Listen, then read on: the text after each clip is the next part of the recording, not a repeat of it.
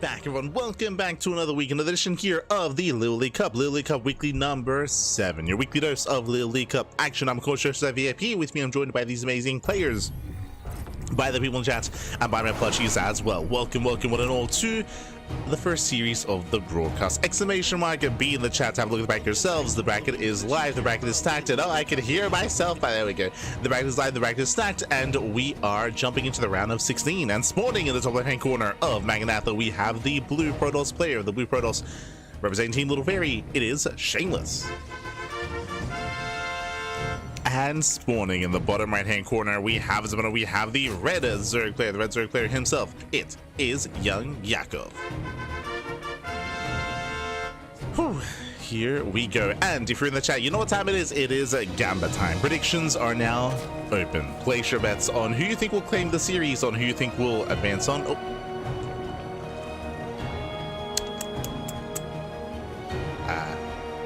Gamba? Where is the Gamba? I'll try to fix it up. I'll try to get that going. But we got, as it looks like we're having some connectivity issues. Hopefully everything's okay. Hopefully you guys can hear us. We'll keep an eye on our connectivity.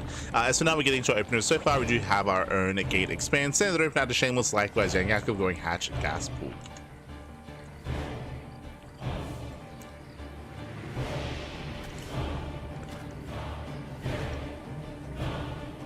Try again. Let's close last bets. Oh, is the last one still open? Maybe. Maybe.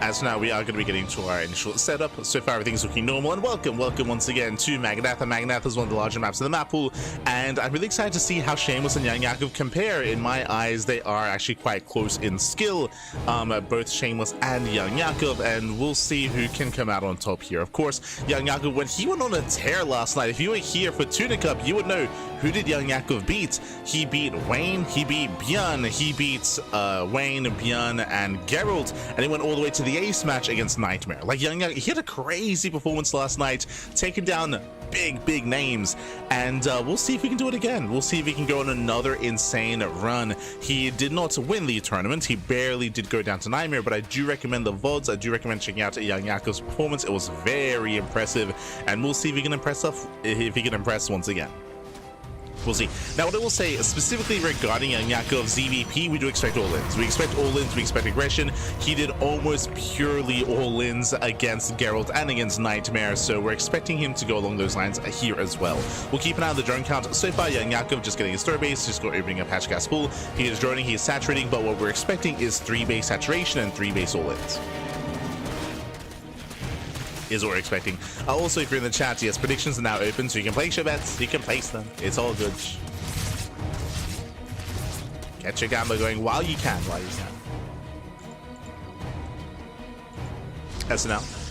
As for now, we do have our initial Oracle opener. Shameless, we expect standard play. We expect Stargate into a third base, into Oracle, into +1 Uplink Stalkers. Is kind of the go-to here for Shameless. We don't really expect him to deviate too much. Really, we're keeping our eyes open and on YoungYakov. Eyes are on our Zerg player. Oracle making its way towards the main.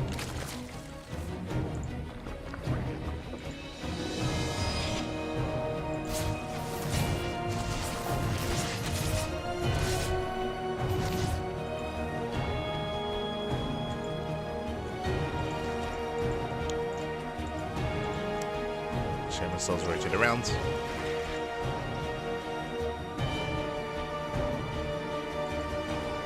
So back does rotate. We built up to 2 oracles. We can of course one-shot workers. So we do dip in. Oh. Dipping into the third, getting 1, 2, oh. 3 drones, 3, 4 drone kills even. Oh my god. Ooh, not quite worth it though. 4 drones, but the Oracle does go down. A massive pickoff. Better defense here from YoungYakov. The Lings, they move out across the map, but 3 adepts should be enough. Should be enough to defend. Prone to being surrounded, but with the shade, Shameless will get away. Does shade safely into the mineral line. YoungYakov, these Lings didn't really get much done. So there's a bit of a give and take here as the Oracle does get one more drone kill. Ooh, and once again takes a lot of hull damage. A lot of DPS here on that Oracle, does barely get away. +1 melee is in production, and YoungYakov should be going into Ling Hydra. We'll keep an eye on our Zerg player here, but we're expecting a... They're there. Okay, there we go. Lair is now on the way, so we're getting into our lair, and we should be going into Ling Hydra as a setup here. Should be the go-to for YoungYakov. And we'll see if he commits on 3 bases. We'll see if he drones up his 4. We'll see if he feels confident droning up. Adepte threaten the shade. Ooh, Lings, they keep up, but there's not enough Lings.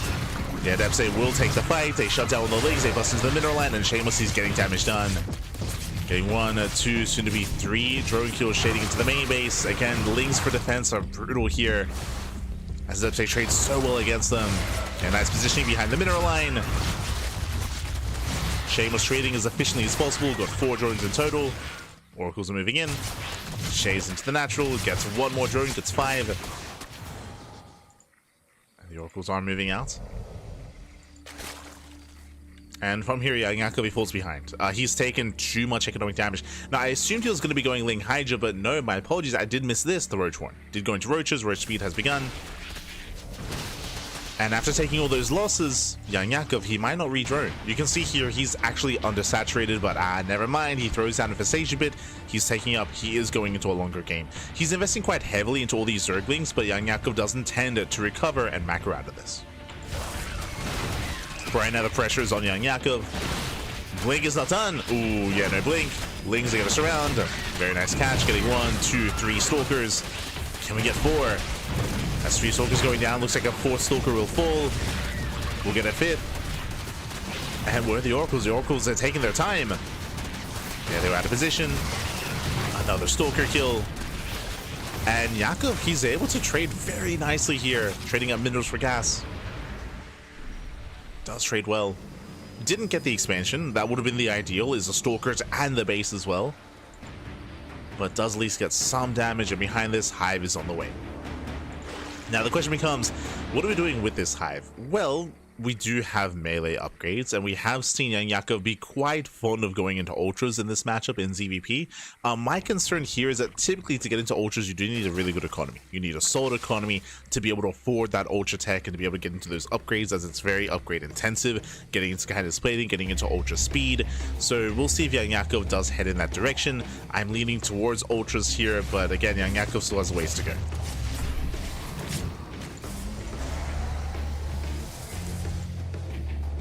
Oracles are zoned away. Storm is done.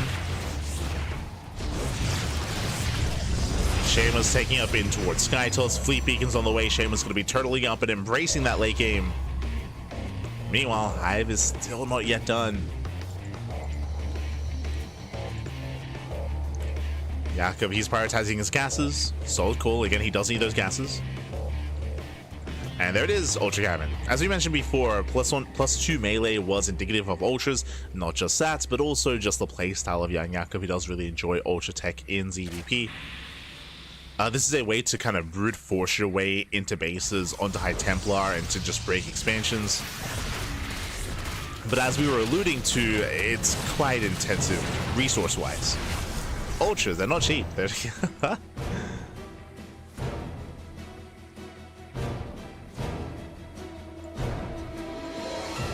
So again, gases were prioritized. Yakov, he's on 88 workers. And it's going to be on YoungYakov to break one of these bases. It's going to be on Shameless to defend, to survive. So again, Shameless just turtling up. Turtling up as best he can.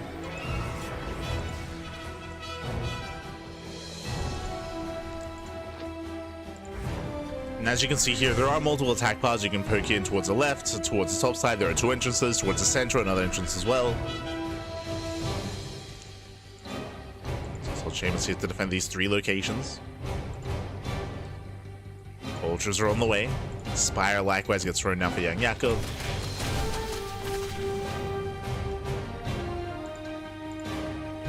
So let's go for the Spire.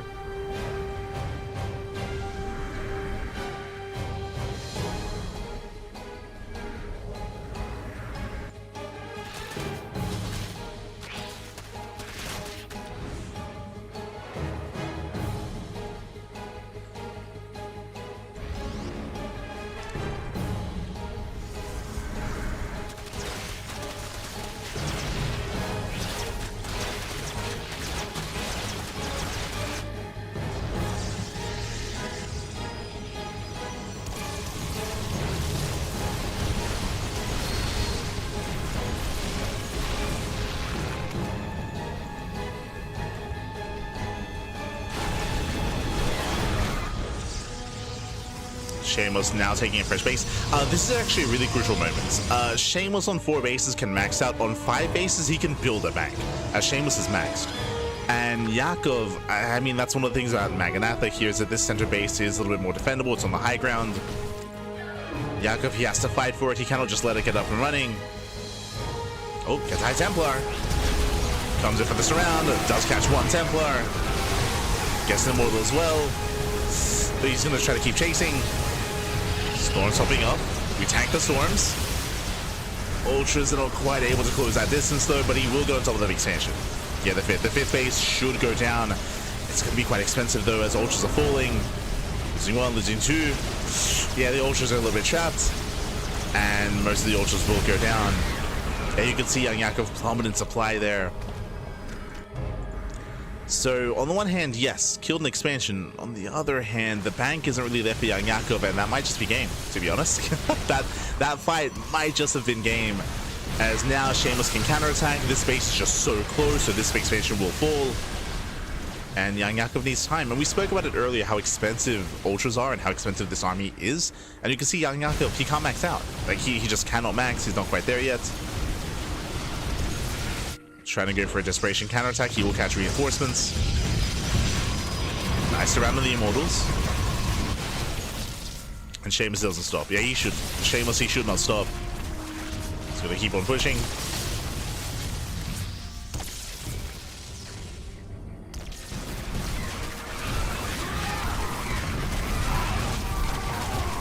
He's going to keep on going. So things are cleaned up.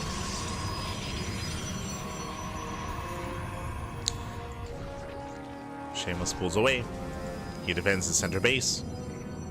And again, YoungYakov, he is hurting here. Now he is getting into his corruptors. Bearing in mind these are 0-0 corruptors, so the upgrades are not there.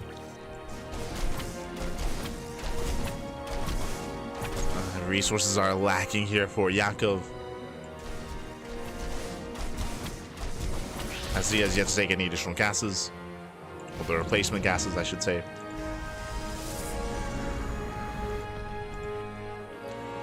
Now, Yakov does have a chance, he does have an opportunity once he gets into his infestors. We have 3 infestors in production, and once we can build up a high enough infestor count, then there's going to be some more counterplay available.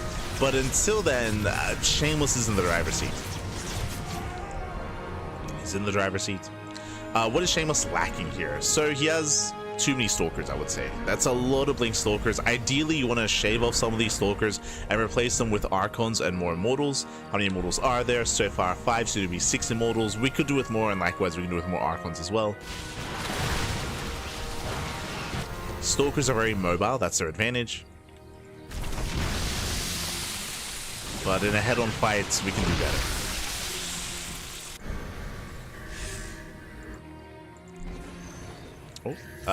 Recalls back home. High Templar, they're left exposed, but YoungYakov doesn't know. He's unaware. High Templar have to get the hell out of there. We'll pull away. Ah, they got left behind, Pappy. They got left behind. Uh-oh. And can we get the High Templar? Again, they're on their own. Templar on their own. Lings, they trickle in. Shameless takes down 1 base. And the Templar, they get away. Yeah, the Templar, they get away. They do escape. Oh, can he get the expansion? Ooh, barely can. Denies the recall. Recall is denied, but the army has arrived. Won't save the base, but does turn away those Ultras. That's going to be 14 dead workers. And not bad here from YoungYakov. Kills the base, kills the mineral line. And behind this, 5 more infestors. I believe that's 10? Yeah, 10 infestors. So Yakov, he's almost there.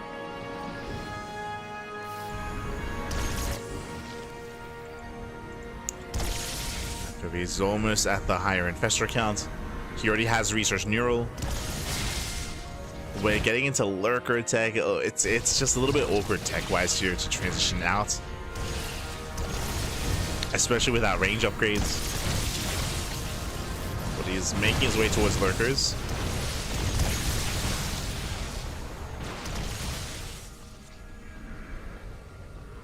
How can he engage? He's going to be quite heavily reliant here on neuraling the Immortals, I feel. And potentially neuraling the Tempest as well. Tempest, they shouldn't be within range of Neural, though. They should be able to kite away. Oh. Flanking Templar. Your probes are taking a beating. Oh, potentially miss rally. Yeah, it does miss rally. Templar goes down. Some awkward pathing for Shameless. Does get an Oracle, I believe. Yeah, Oracle goes down. Yo, can we neural one of the High Templar? Neurals the Tempest. Yeah, neurals on the Mass Tempest, on some of the Archons as well. Ultras are pushing through, and Yakov, he will take this fight. It barely does take it, does chase down. Tempest have to get the hell out of here. Nice neurals. Oh, they're running out though. Uh-oh. Yeah, neurals are starting to run out. Has to be careful. There we go. The Immortals do fall. And a very messy fight here. In the end, Tempest is survived. We do see Shameless going out for a massive counterattack. Takes down a base. Neurals another Archon. And Yakov, like, the fight wasn't too bad. The problem, though, here is the Remax. His bases are still falling. Shameless still has a bank. And Yakov, we got to rebuild something. Do we not have Larva? Oh, no injections.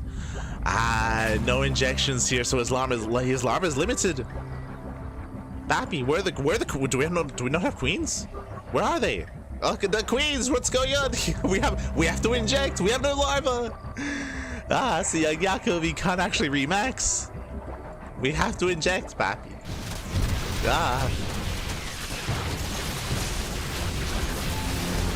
Lings, they do get the expansion. Okay. Go base goes down. But Larva is an issue right now.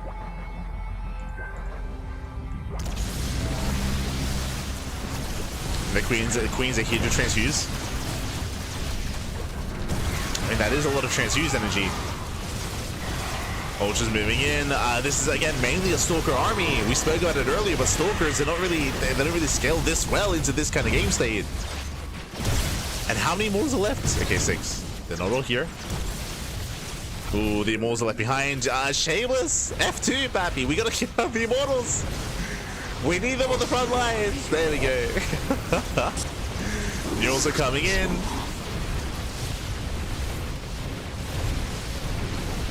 As the Immortals are going to be flanking the army. GG gets called. The army gets flanked. And Yakov has nothing left. And Shameless, he will take game at number 1.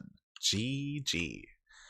Whew. GG, well played. Again, a very intense couple of moments towards the end of the game. Yakov, he was able to take some nice fights, but in the end, he had no economy. He had no Larva to work with either. So trying to replace that army was a difficult task there for YoungYakov. In the end, Shameless did persevere. GG.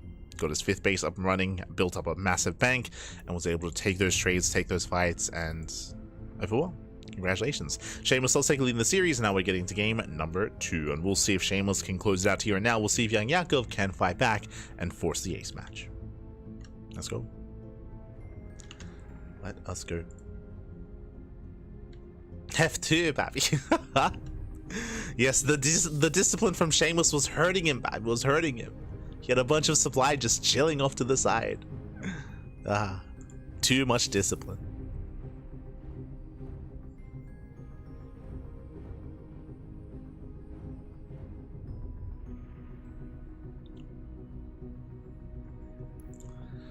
Here we go. So we're getting ready for that second game. Otherwise, hope you're all enjoying yourselves. Hope you've had a great week so far. Again, we're halfway through. There's still a lot of StarCraft on the horizon, as always, as well. True.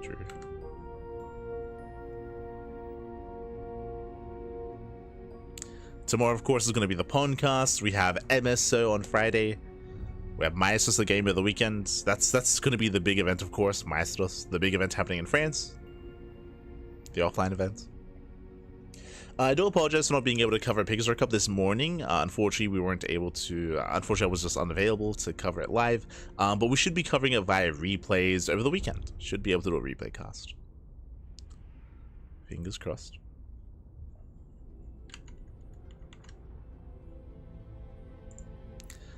Fingers crossed, baby. Meanwhile, it looks like it's taking a moment for our players to get ready, so we can maybe take this moment to have a look at the bracket itself. When it comes to the bracket itself, it is a bit of a leaner bracket here tonight. We're missing some of the big regulars. If you saw, Hero was signed up, didn't check in. Clem signed up, didn't check in either. We're used to seeing like the big names here when it comes to the upper echelons of players that compete in online tournaments. MaxPax, Hero, Clem, right? Like they are the three players that always win these online weeklies. But here there's no Hero and there's no Clem. So MaxPax, he stands as the #1 seed. He is the #1 seed. That's why he's at the very top. And it's going to be up to everyone else to try to stop him. I'm going to say that coming into this tournament, MaxPax is the heavy favorite. His typical, the typical contenders or the people that typically bring him down aren't here in Hero and Clem. We do still have some other big names, of course. Classic is here, Cure as well, Creator, ByuN. Yeah, I will still pin MaxPax as the favorite player. I can definitely see Classic posing a threat to MaxPax. I do think that Classic is probably the biggest threat, and it makes sense. He's a #2 seed. That's why he's in the second half. So Classic is #2 seed of the tournament. And we'll see if we can stop that PvP finals between MaxPax and Classic. Best of luck to everyone else. We of course are still mid-series with Shameless and YoungYakov. We have ByuN versus LiuLi in the first round. We have Creator and Triple. We have Classic just takes down Hacker's top. Percival just took down Gref. Cure just took down Ragnar, and MaNa just took down Art. So the tournament is progressing. This is also why we dove on Shameless versus YoungYakov in the first round. One, it's a really high profile matchup in the first round, but two, YoungYakov, he's the only Zerg player. He's So we gotta cast the Zerg players while we can, papi, while we can. So the lone Zerg here in the bracket feels bad, man, feels bad. So we'll be covering YoungYakov for as long as we can, and then eventually we'll get into all the PvPs and PvTs. We'll get there, we'll get there. The lone Zerg. So lonely, puppy, so lonely. Best of luck.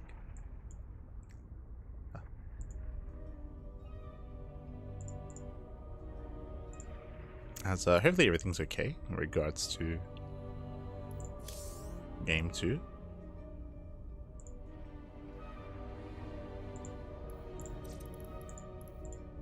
Okay. Looks like our players need a couple of minutes here, a couple of moments. So all good. We're more than happy to wait. So we're going to be going on a short break. And when we come back, we will have the remainder of the series. Again, the players, something came up and they do need a moment. So more than happy to wait. 5 minutes. 5 minutes here. We'll be back with Shameless and YoungYakov. See you soon after the break.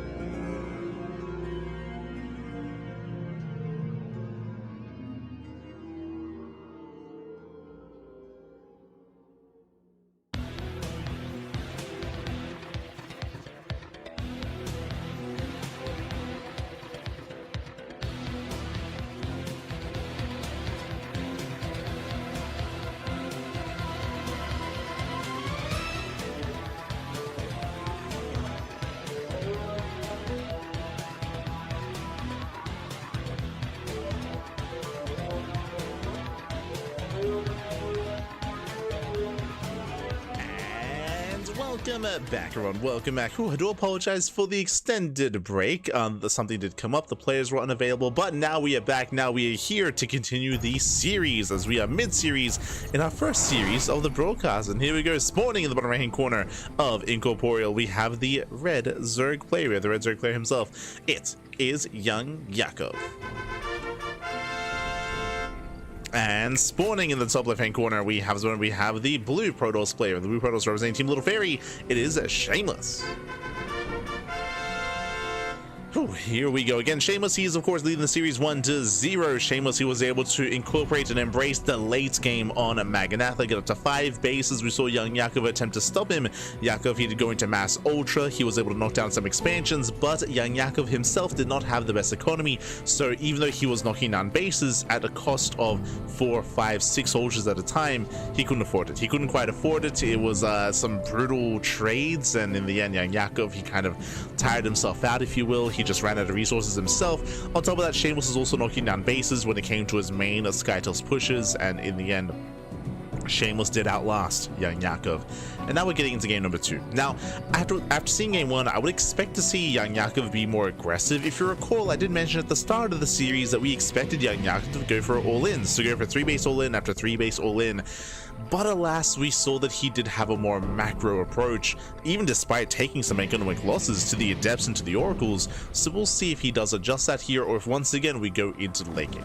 Now, bearing in mind we are on Incorporeal. Incorporeal is one of the larger maps. Likewise, it is known for more defensive play from Protoss players, defending on 4 bases, getting a 5th expansion, and getting into a longer and later game. We expect to see the same style out of Shameless, to be more defensive and to get into Skytoss. From YoungYakov, does he try to break him early, or does he also embrace the late game as well? So my eyes are mainly going to be on YoungYakov to see where he takes us. Otherwise, we're settling in. We have our initial openers, hatch, gas, pool. Everything's looking normal so far.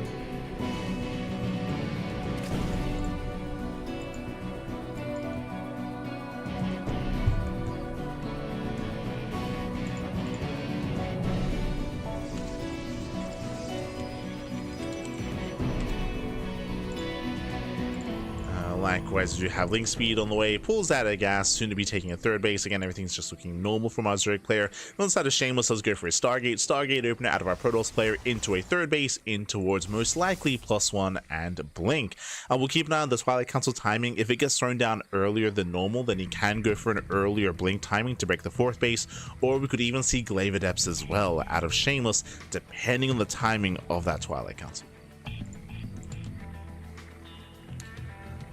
So we'll see what he gets into. Likewise, this may not even be Oracle. We could go for a Phoenix opener. We could go for a Void Ray opener. Oracles are standard. They are what we expect, but we could always deviate. As so far, it is indeed going to be the Oracle. So Oracle's on the way.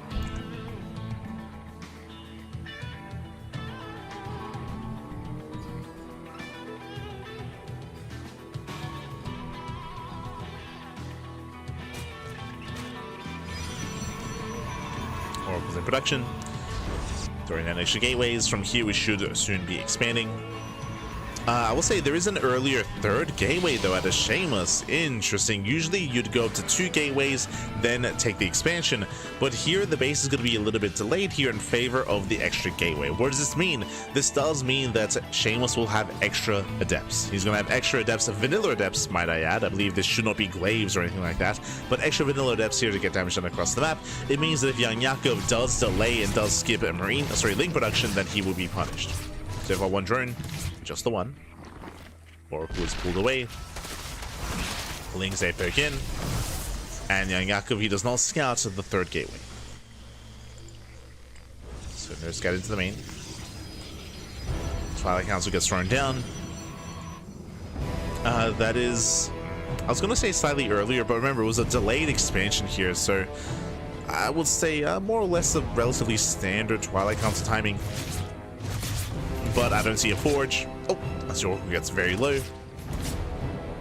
Lack of Forge. Oh, no, they went.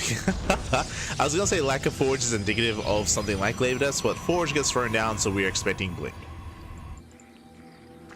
Potentially charge, potentially. Twilight Council is done. We spoke about the extra gateways. Remember, extra third gateway means this. It means a much more committed move out with vanilla adepts.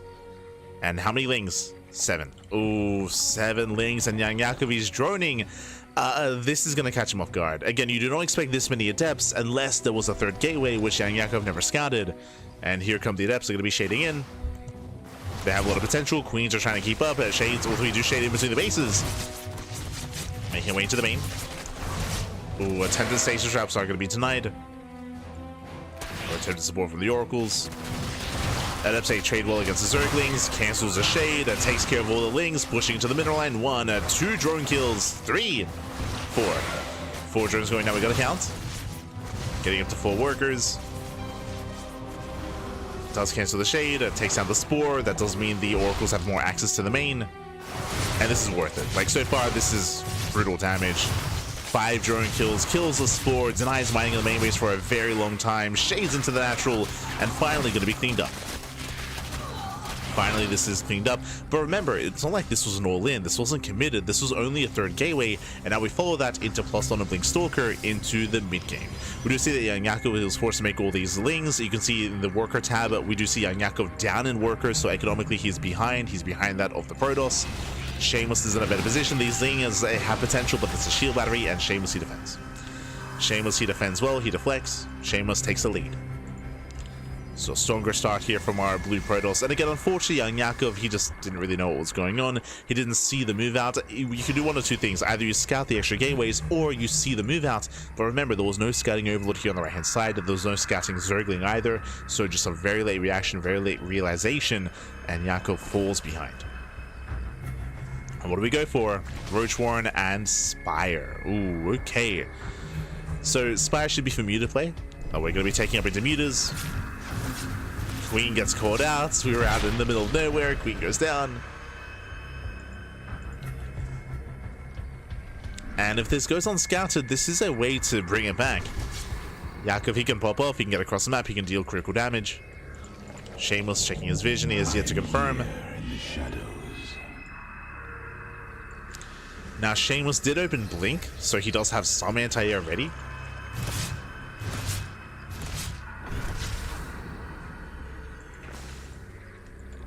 Ooh, we do get a bit of a pause. Hopefully everything's okay. But the oracles, they're about to scout, by the way. They're about to go into the main base and they're about to see the Spire. So this is a critical moment for Shameless. He's about to confirm what's going on. And YoungYakov, if he does get scouted, I mean, this is meant to be a surprise. It's not going to be. Yeah, the oracles, they back in and they confirm. There we go. Big scout here. Does get eyes on the Spire. Shameless knows. Shameless knows, YoungYakov, he knows that he knows as well. Bear that in mind. We do have Overlord Speed on the way. If you remember, Overlord Speed is indicative of Drop Lord play of an all-in. So YoungYakov, I say all-in, he did drone up to 83, but he's not taking up into Hive. So no Infestation Bit, no Hydrogen, no Hive Tech, purely a Lair Tech all-in. Let's go, let's send it! We have Lings, we have Roaches, and we should be seeing potentially Queens carried across the map as well. As Yakov is committed. Station Trap is denied, but the Stalkers, they trade well. There are the Drop Lords. Again, as I mentioned, this should be for the Queens. So one way or the other, either YoungYakov kills Shameless or he dies trying, as he is all in. Yeah, here come the Queens. They're going to be loading up. The German taxi has arrived. It's all or nothing. Bagman wants a defensive setup. We have our wall of cannons, wall of shield batteries. Ooh, the third base, the linear third base is more exposed. The triangular third, though, we're fortifying. We're getting ready. So Shameless is turtling up. Mutas into the main, causing a distraction. Base under assault. Phoenix production has begun. Wilds, they do not connect, but the army's going to be zoned away. Yeah, Shameless out of position. Site defense is going down. Storm's not quite connecting, not yet. And Shameless, can he save the expansion? As he's being held up. Boys, they get pulled away. They're going to be saved. Stalkers are moving in. Storm lands. And we have what, 3, 4 more? Yeah, we have a lot of storms. We have plenty of storms. Shameless, he will clean this up. He will shut this down. Storms are connecting. Zells are warping in. The probes survive. The base itself may go down. It's going to be close. Can he get it? He can. Just barely. One more volley, but was it worth it because we will lose everything? Yakov, he throws away the entire army to kill the Nexus. And the army is still standing. Like, there's still plenty of Stalkers. How many had Templar remaining? One Templar left. If there was, say, 3 or 4 Templar, then we could just counterattack. But Shameless, he has to back up, he has to build up, he has to re-expand. And Yakov, he can get ready for a second wave, this time with +1. Remember, the upgrades are lacking. The reason why the upgrades are so delayed here and why there's no upgrades and why there's no follow-up is, remember, YoungYakov was all in. Now he throws down, what is this, a 10-minute infestation bit. 10-minute infestation bit, 10-minute +1, 10-minute +1 air attack as well. Like, again, just really, really delayed upgrades. As the game progresses, it's getting better and better for Shameless. Shameless didn't die. Remember, that was meant to kill, and because it didn't kill Shameless, Shameless is outscaling his opponent. What do we have for Shameless? +3. +3 is on the way, while we're still getting +1 from the Zerg player, from YoungYakov. That shows how far behind Yakov is. Now, these mutas have potential, true. Do we have any Phoenixes? 2. Mutas make their way into the main. They get a couple of probe kills. Dives on the Phoenix, gets 1. Phoenix goes down. Oof, that's still a lot of mutas going down there. Yeah, a lot of mutas going to be falling. And Yakov is trying to switch into Hydra tech. Oof. Again, it's a very expensive and a very awkward transition to get a Hydra den, to get a Lurker den, to get a Hive, to get all those upgrades. But Yakov, he's getting there.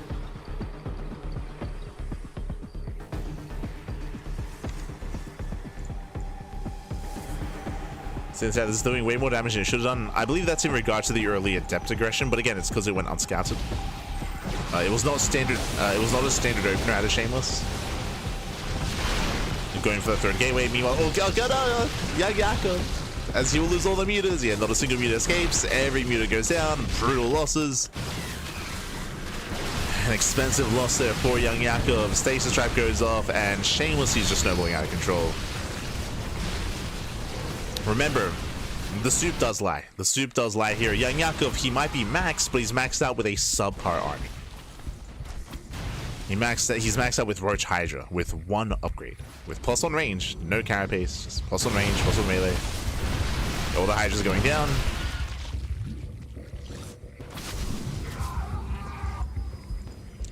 Now, if YoungYakov can morph in some Lurkers, then he can hold, right? Lurkers will make a difference here.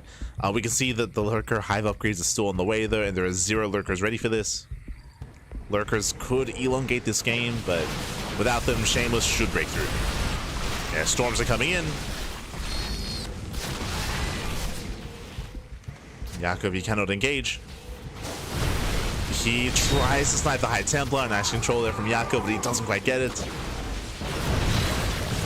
High Templar, they pull away. Ooh, storm zones. High Templar goes down. Okay, no more storms. No storms remaining. The Zealots, they need to get onto the front lines. Their prison's going to be sniped. But Yakov, he plummets the supply. Again, as you mentioned, like, even though Yakov was maxed out, it's like, it's Roach Hydra. Like, it doesn't scale well into a game like this. Not like this. Especially after the failed all-in. From here, Shameless pushing forward, and there's not much to stop him. Yeah, not much to stop him here. Takes down the base. Takes down the fort. Carriers have arrived. Now we're getting 5 Lurkers morphing in, and that can help survive on what bases we have left, but Yakov, he needs more than just survive on the bases.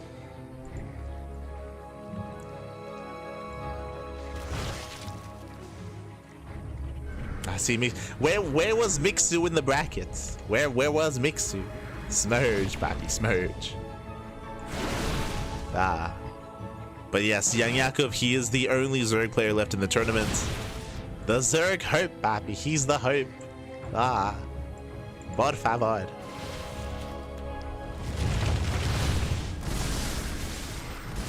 Lurkers, they get a nice volley off. At the same time, Yakov going for a massive Roach counterattack. He can maybe force a recall. And then buy more time. Yep, there it is. There's a recall. Recall's back home. +1 air attack is going to be denied. So Yakov, you see, he's hanging in there, Pappy. He's hanging in there. How many lurkers? We got 5 lurkers so far. We can maybe morph in another wave.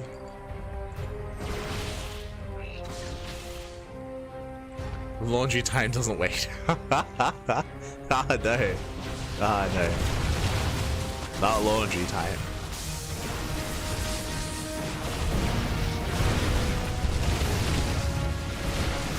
It's all good. Spirals, they are going to be dodged. Storm's coming in.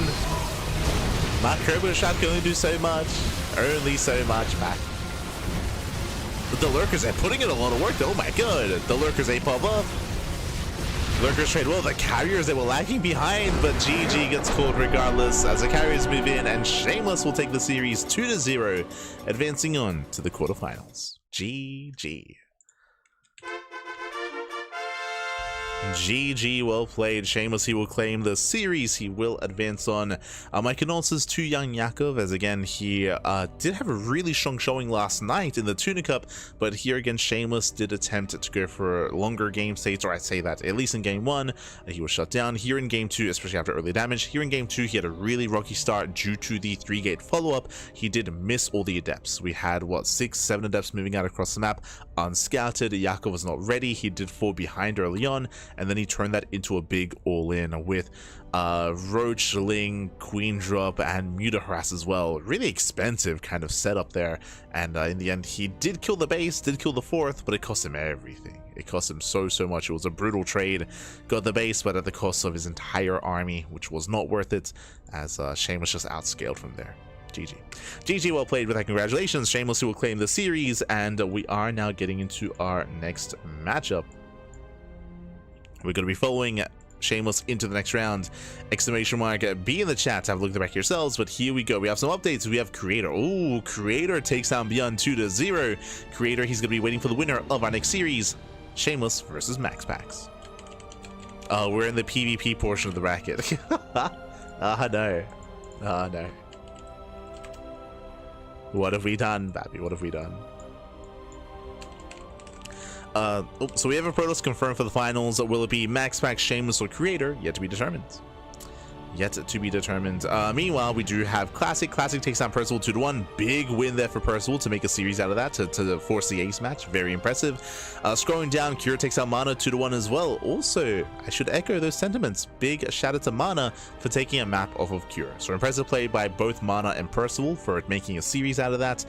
Classic and Cure, I believe they're going to be starting up their series soon.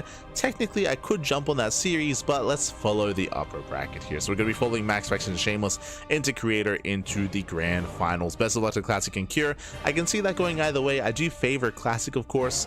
Classic, he is very in form, and you can make an argument that he is the best Protoss player in the world right now. But Cure, I would say, has probably the second best TVP in the world, second only to Clem.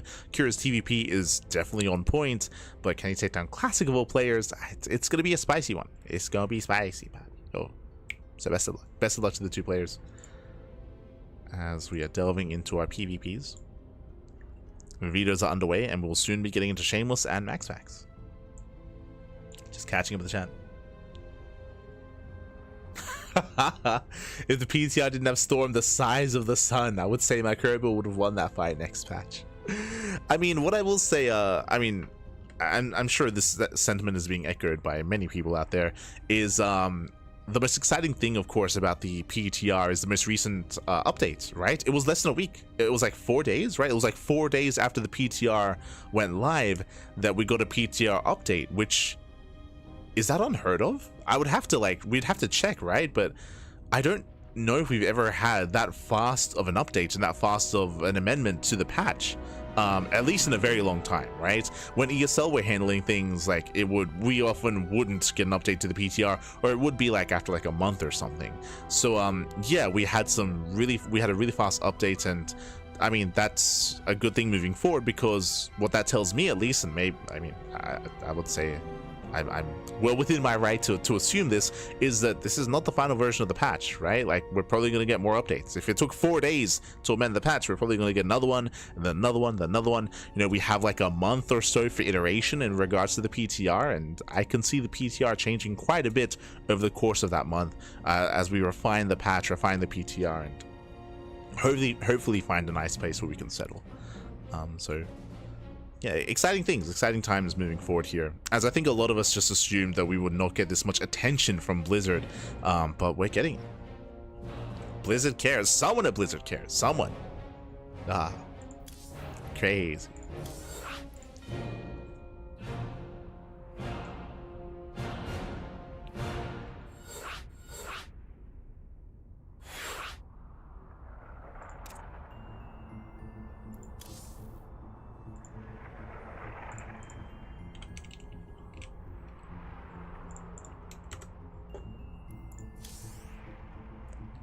Go.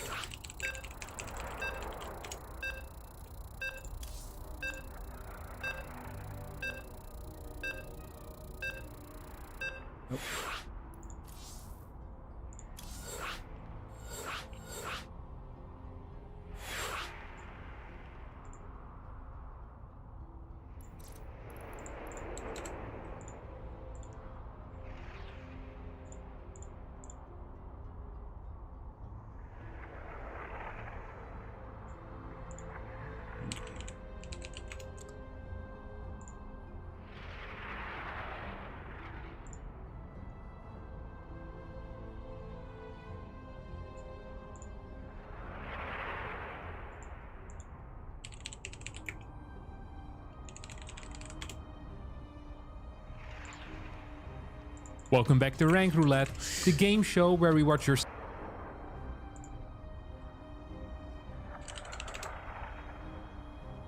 Oh, good. Sorry. So I thought Hearthstone was streaming. God damn it. I assumed that Hearthstone was actually streaming our matches tonight, but never mind. So I was quickly checking him.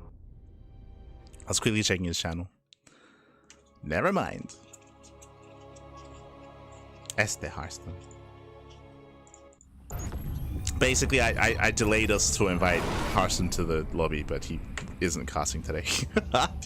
shaking my head back, shaking my head. But here we go. We're jumping into our fresh series, into our fresh best of 3 this morning. In the bottom right hand corner of Torches, we have the Danish Protoss player. We have the blue Protoss representing Saxon Gaming. It is MaxPax.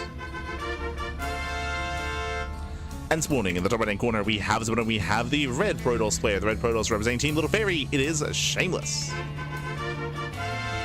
And if you're in the chats, you know what time it is. It is Gamba time. Predictions are open. Place your bets on who you think will claim the series. Best of luck in the chats as we get into our PvP on Torches of all maps. Ay, ay, ay, ay, ay, ay. Let's go, buddy. Let's go. So we are going to be loading into Torches, and because we're loading into Torches, what does that mean? We have a ramp. We have a ramp coming into the natural, so we're going for a Gate Cyber Expand. This typically leads into Phoenix Wars. Now, the reason why this leads into Phoenix Wars is because workers are going to be moving out. We should be pylon blocking each other, and because we pylon block each other, we cannot expand. You can't take a natural base, so you are forced to get your tech and get a Stargate instead. I say that Shameless doesn't probe scout. Ooh, so no probe scout from Shameless, which means he will not be blocking the natural, which means MaxPax can take a faster Nexus. And he will. Probe moves down, Gate Expand. Gate Expand, the greediest build you can go for in PvP, or one of the greediest. We have seen straight up Nexus first, but this will be a Gate into Nexus, into a Cyber Core, and with that MaxPax will take an economic lead. Now, from here, Shameless could try to punish and could try to all in, but we can see Shameless goes for a Gate Cyber Expand. This is a bit of a more standard opener here, and an expansion after the Cyber Core. This is expansion before the Cyber Core. Actually, was it? Yeah. As a cyber is faster for Shameless. But outside of that, MaxPax didn't block, so we're getting to a PvP. We have our openers. Slightly more economic for MaxPax. Outside of that, we are settling in. Oh, okay. We have an extra gateway here from Shameless. Meanwhile, Stargate for MaxPax. So, again, MaxPax is very fond of his Stargate play in PvP, especially in the current meta, in the current patch. And Shameless, he might actually turn this into an all-in. A delayed all-in. We could see another gateway. We could see a 3-gate setup back at home and a proxy 4th gateway across the map. MaxPax, he barely does miss the pylon. Here we go, gateway's on the way. Shameless is committing. Now what's scary here is what we just mentioned. MaxPax has 1 gateway. He only has 1 gateway, so the army for MaxPax is going to be very small because of why? Because of the Stargate, because of the Oracle harass. So going to be harassing with Oracles. Meanwhile, Shameless is going to double down with Mass Stalker. So there's a window here. There's a window. There's a timing where Shameless can break MaxPax. Double Dust moving in. The wall is open. Oh, the wall is open. Two Dust taking 1-shot probes. Shades into the main base. Does he commit to the shade? Does he scout? Oh, he will. Yeah, he does commit. Probes are going down. Getting 1, 2, 3, 4. Getting up to 5 probe kills. And this is getting out of hand. There we go. 6 probes even. Jesus. 6, 7 probes. Yeah, 7 probes go down. Looking to get an 8. This is critical damage, and Shameless, he's all in. Shameless is completely all in. Now, what we just saw here, MaxPax, he just saw the natural and he saw it's empty. He just saw the natural base is empty. He knows. And back at him, he's walling up. We have a 2nd shield battery on the way. MaxPax, he knows that something is wrong. He knows something is amiss, and you can see he's just preparing. Second pylon. Make sure everything stays powered. So nice scouting out of MaxPax. He's racing back home with the Oracle as well. Stasis Trap did go off, did catch some probes. And I think MaxPax just confirmed. Yeah, he saw the pylon. He saw the pylon, he knows. Defensive stasis. Oh, doesn't notice. Ooh, stasis goes off. Does catch 3 stalkers. 3 real stalkers get caught, and already a rough start here for Shameless. Ay. MaxPax getting further ahead. Void Ray production has begun. And the longer this goes on, the better it's going to be for MaxPax.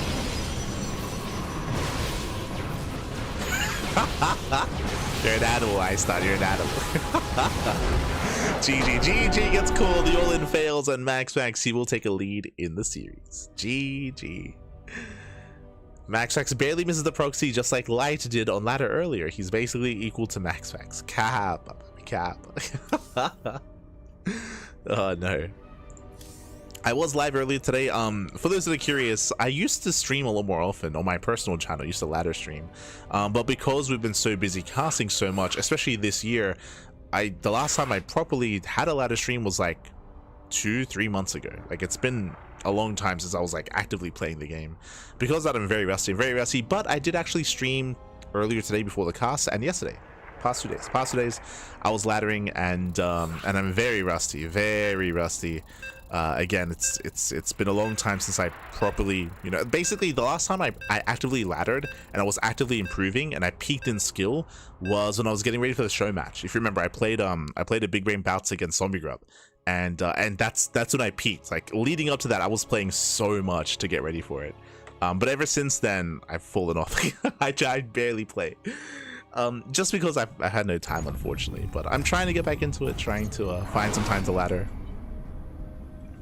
There are animals on the ladder, Fabi. They're all animals. God. No one wants to play macro, Fabi. But here we go. We're getting into our next game, and spawning in the top right-hand corner of Leylines, we have the Danish Protoss player. We have the blue Protoss leading the series 1-0. It is MaxPax. And spawning in the bottom left-hand corner, we have the red Protoss player. The red Protoss himself representing Team Little Fairy. It is Shameless. Prove to me Light isn't MaxPax. Oh no. It's true, I'm secretly Danish. It all makes sense, Pappy. It all makes sense. Secret Dane. It's the only explanation. Never seen them in the same room. True.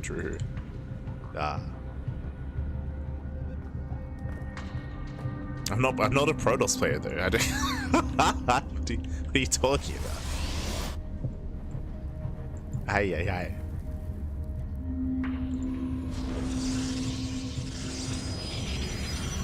As of now, we do have a 2-gate opener. 2-gate opener out of Shameless. Likewise, 2-gate opener out of MaxPax. Everything's looking normal for the time being.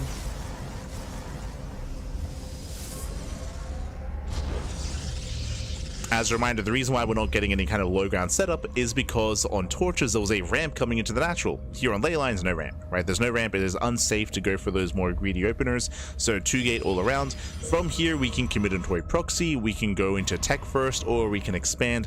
Likewise, we'll see what initial units we go for. We could open up double adept, double stalker, stalker sentry, sentry expand. So there are different combinations that we can go for, some more aggressive than others, some more greedy than others. So we'll see what pairing we do end up with from both sides. Cybercore is done. Show us what you got. Okay, so we have Sentry Expand. That is Shameless, very greedy. Basically, Shameless, he skips or he delays his second unit. He can cancel it as well to afford a faster expansion. Meanwhile, MaxPax opening up Stalker Adept.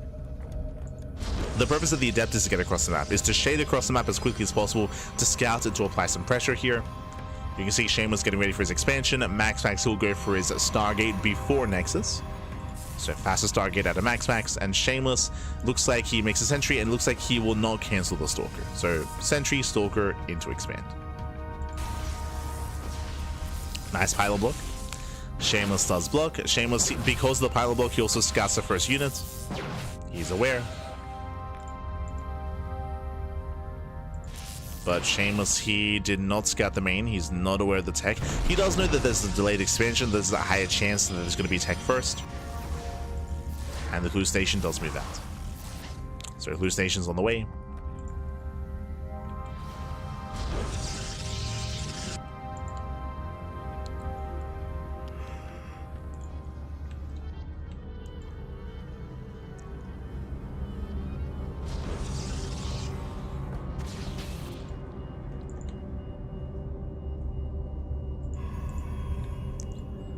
From here, it's going to be on Shameless to survive the aggression. With his hallucination scout, he's aware. He does scout the Stargate. He's aware of the Oracle. Shameless knows what's coming his way.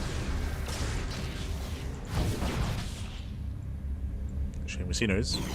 And we should be seeing a shield battery. Lacquer battery is a bold move, but he's in position. He's here to intercept. No, and Shameless, he will barely miss the Oracle. Yeah, barely does miss it. Oracle gets in. But there are thankfully 2 Stalkers in the main base, and Shameless, he keeps up. Does keep up. Behind this MaxPax, he will invest into a second Oracle. So 2 Oracles are going to be moving out. So 2 Oracles, they can one-shot workers. They can and they will one-shot.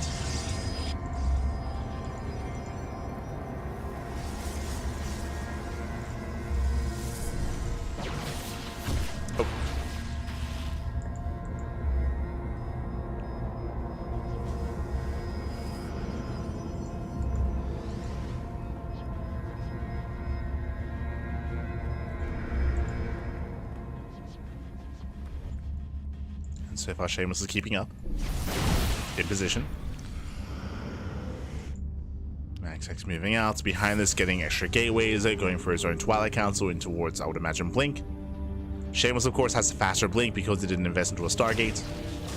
Ooh, and the Oracles, they still trying to find a way in. Oh. And MaxPax will catch out the sentries. Gets one. Just the one, though. Shameless is holding on. Shameless, he holds, he defends.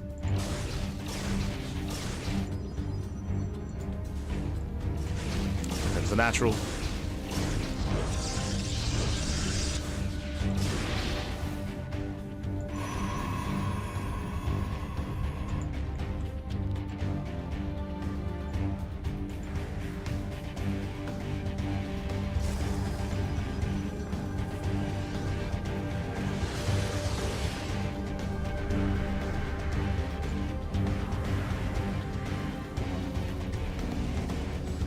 And the game is progressing.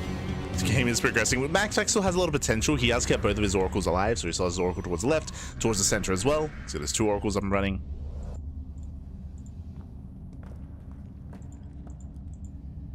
MaxPax is moving in. Oh, gets a sentry. Picks up a sentry. Gets over a relation. While he pokes in, MaxPax is expanding.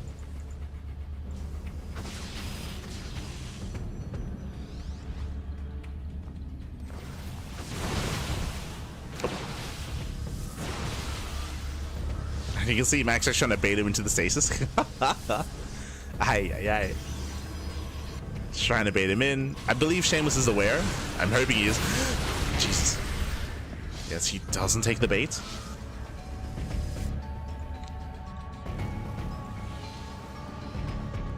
MaxPax sharking around. We have 2 stasis traps in position. Shamelessly might be aware of one. Is he aware of the other, though? MaxPax, he pulls away. Once again, dragging towards the stasis trap, and Shamelessly refuses to move out. He does refuse, but he's being contained, and MaxPax will expand. Taking 4th base. Shameless just locked in by stasis traps. Yeah, we have a brutal minefield. Jesus. Does he notice? Does he see? Again, one more move and Shamelessly will lose everything. I'd have to say shade into the mineral line. The probe's going to be going down. Shameless being pulled apart. And even though the main army does not break through, that's still going to be 8 probe kills. Ay. Double Oracle into the main, and Shameless, yeah, he's just falling apart here. He's falling apart.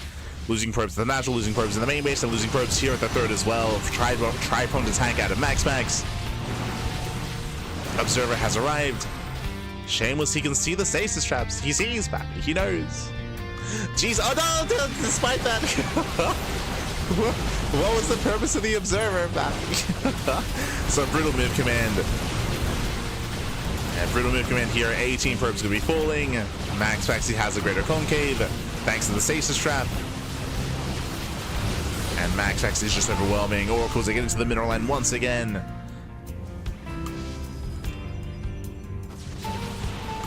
As this time, we will kill the stasis traps. Este Shameless. This time does clear them up. But MaxPax is a massive lead. He's on 71 probes, 71 workers. Over 3 base saturation. From here, MaxPax, he can just max out. He can just outscale.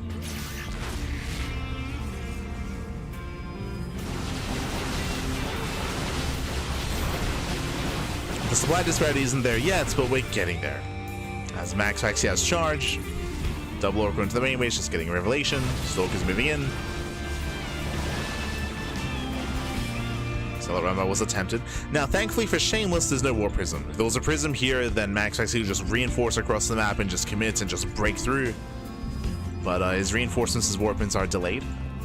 Immortal production's underway. More Zealots warping in, and MaxPax, he pulls back. Pulls back home.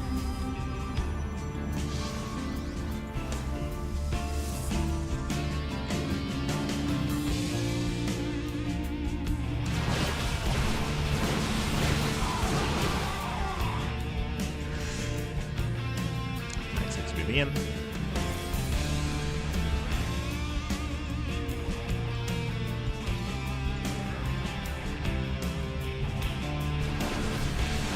We have the attendants around. Ooh, Prism goes down. Yeah, down goes War Prism. Again, the Zelda here to tank. They're here to tank. The Immortal has arrived. And MaxPax is just outscaling.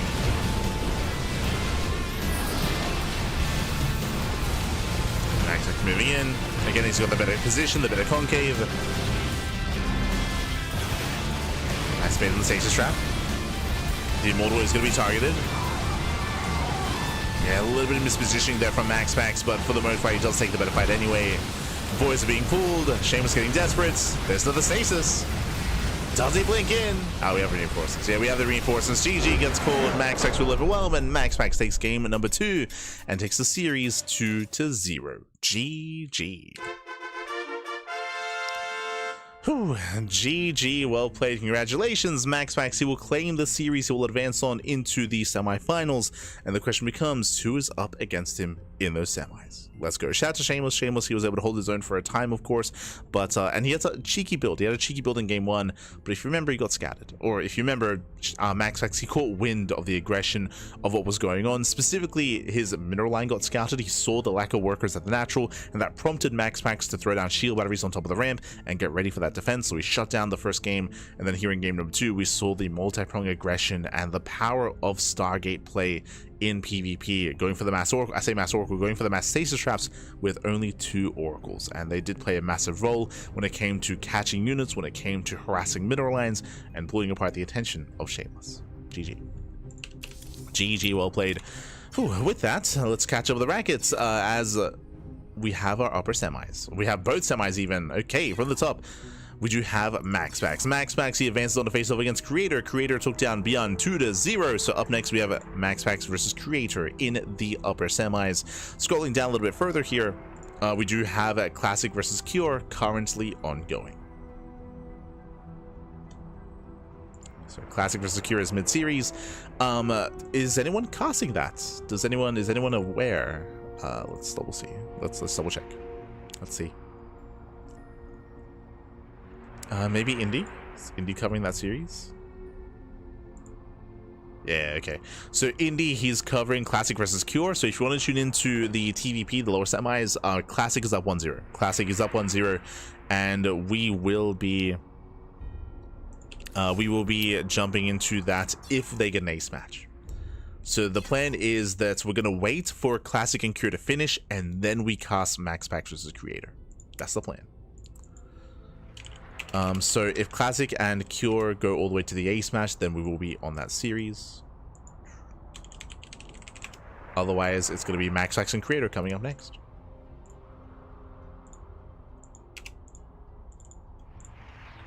Just trying to set up Classic versus Cure. Team Liquid. Beautiful. Team Liquid and Virtus Pro. But we are nearing the end of the broadcast. We're nearing the end. There's only 2 series left, or maybe 2.5. Semis, then finals, and potentially a little bit of Classic and Cure.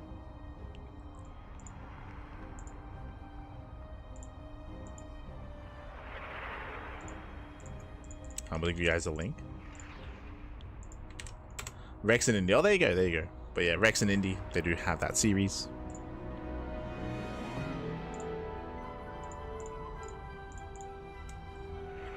Otherwise, we're going to be going on a break. Otherwise, we do have a short break here. When we come back, we will have, as I mentioned, either the ace match of Classic and Cure, or we will have MaxPax versus Creator, a fresh series. One or the other, as we have to wait for the lower semifinals to finish first before we can begin the upper semis. Just as a heads up. But otherwise, thanks for watching. I hope you enjoyed the broadcast so far. Take this time to get some snacks, get some food, get some water, drain your disruptors, massage your marines, and hydrate all of your hydras. We will be back soon with the next series. See you soon, man. See you soon.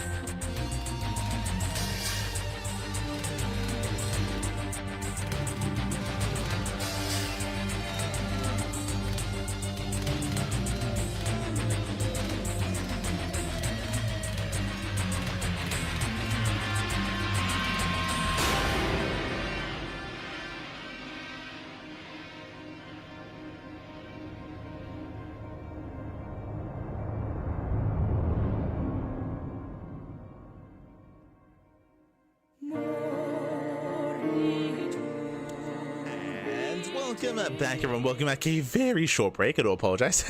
I mean, I guess I shouldn't apologize. Always good thing to just jump into more matches, but the previous game just ended. The previous game did just end. Oh, and sorry, I'll just have to fix this up. There we go. And we are tied up 1-1. Classic and Cure, they're tied up 1-1, and we have found ourselves in the Ace match, the final game of this series. Let's go. Let's find out who will be the first finalist of this tournament. As spawning in the top right-hand corner of Tokamak, we have the South Korean Terran player. We have the blue Terran representing Team Liquid. It is Cure. And spawning in the bottom left-hand corner, we have the red Protoss player. The Protoss himself representing Team Virtus Pro. It is a Classic. We go. So we're jumping into our TVP.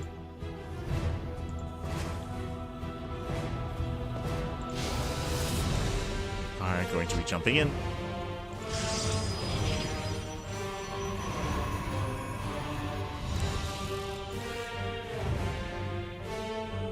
And all right, sorry. If you're in the chat, you know what time it is. It is Gamma time. Predictions are open. Predictions are open. Place your bets on who you think will claim this one game, this singular game here in this series. This could go either way, of course. And if you were in the chat, if you were watching on Indie or on Rex's stream, then I would suggest, or I would ask to let us know what happened. What happened in game 1? What happened in game 2? Unfortunately, we are not quite aware. We were not a part of that.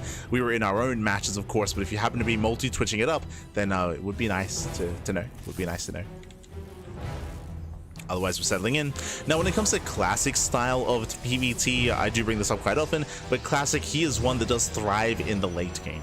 Now, I'm not saying he plays for the late game, but if he does take a lead, if he takes a lead early on, if he gains map control, Classic is the kind of player that immediately throws down a fleet beacon. If he sees the opportunity, if he gets up to a 4th base, if the game slows down, he will take up into Sky Toss and embrace that late game composition if he sees an opportunity to do so. That is where Classic does thrive. Likewise, not like he's the most passive player, not at all. He can be very aggressive, he can be very in your face. That's what's dangerous about Classic, is that he can turn that aggression up quite quickly, quite suddenly. We'll see how Cure compares. Now, Cure, he's one of the many Terran players that has been embracing mech, so I wouldn't be surprised if mech did occur previously in the series. As we have an economic opener, a ranks expand, delayed second gas, makes sense here on Tokamak. But this wouldn't be a bad map for mech, so mech is going to be in the back of my mind. There are certain maps here, like Maganatha, like Tokamak, where mech is a little bit more prevalent. So we'll keep an eye on the build of choice. Not saying that Cure has to play mech, not by any means. He can play bio, of course. And so now setting up for the 1-1-1. Now, if we see a 3rd CC here, thankfully we don't, 1-1-1. If we saw a fast 3rd CC, that would be indicative of mech.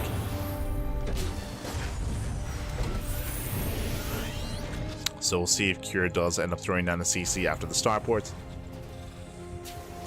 If he throws in extra Raxes, of course, then, bio setup. Speaking of, there it is, extra Raxes. So we do have a 3-1-1 setup here. It's going to be bio play out of Cure.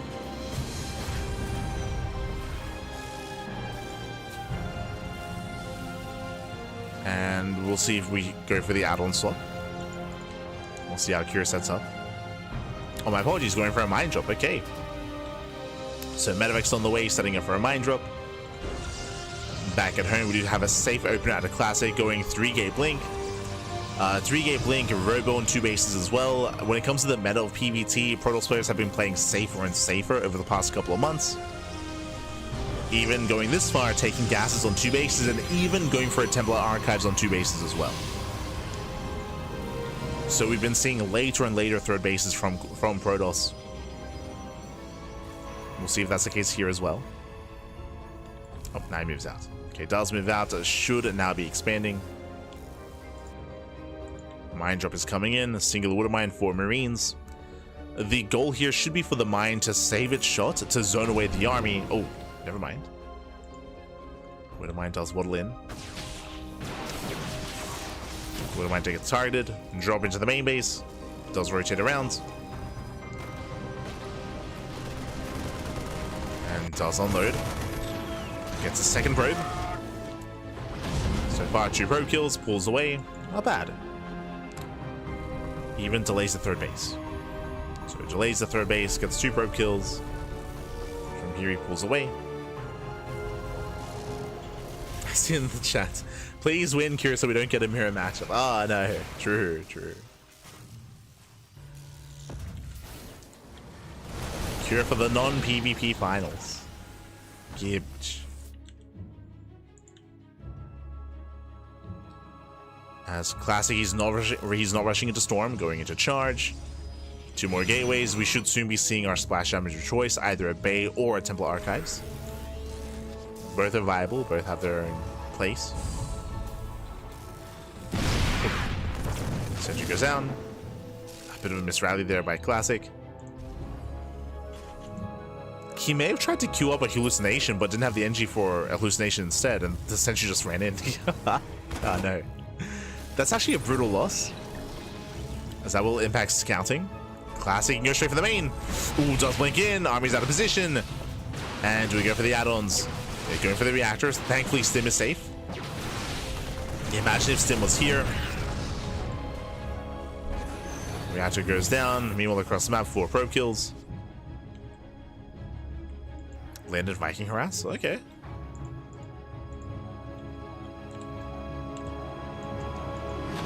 Probe's going down. And Curie commits. Behind this Cure, he does have Stim that's about to finish. +1 is on the horizon. 3rd CC is going to be turned down, so Cure, he's not all in. Nuvac got spotted. Scan into the natural. Tanks are sieging. As he does blink away. Clutch blink out of Classic. Does pull back. Ooh, Metavector expose.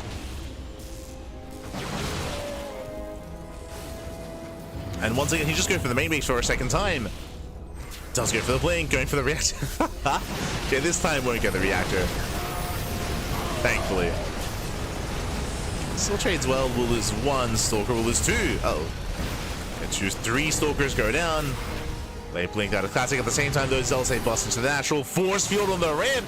Killing the CC. Wow, the 3rd CC is denied. Ay, ay, ay. Brutal force field. Cure completely out of position. Not like this, Patrick, not like this.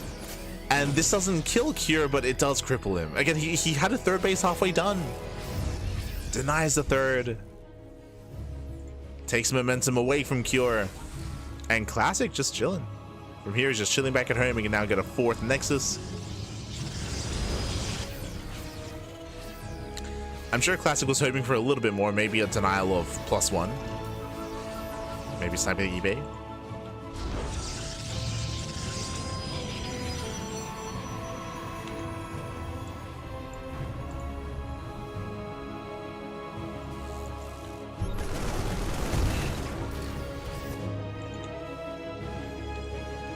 Always fun that Protoss can be the aggressor while having a 3rd. I mean, the Protoss player should be upper base compared to the Terran to be equivalent with the Terran. If the Protoss is ever equal on bases, then the Protoss is behind. Just as a heads up.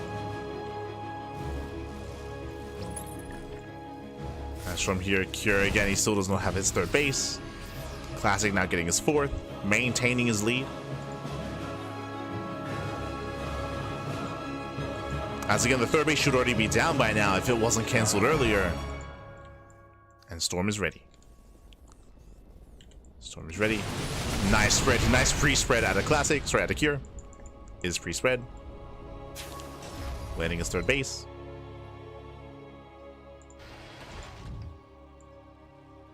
Ghoster on the way.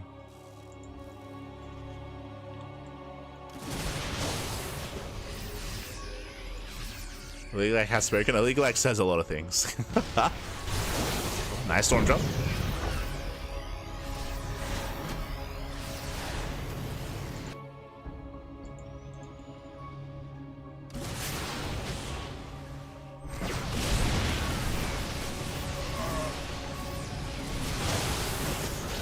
So far the storms are solid. There's an away Cure. And again, it's all about containing, right? All about containing the Terran player while Classic gets up to 4 base saturation and switching out of Storm into double Colossus production. Cure, he does have a high ghost count, that is true, but he's not quite ready for the Colossus. Vikings are non-existent. Not for the time being. We have 2 Vikings so far, and Cure, I believe he's not fully aware of the switch into Mass Colossus. Naturally should be working towards Vikings, but there hasn't been until yet. There hasn't been that revelation.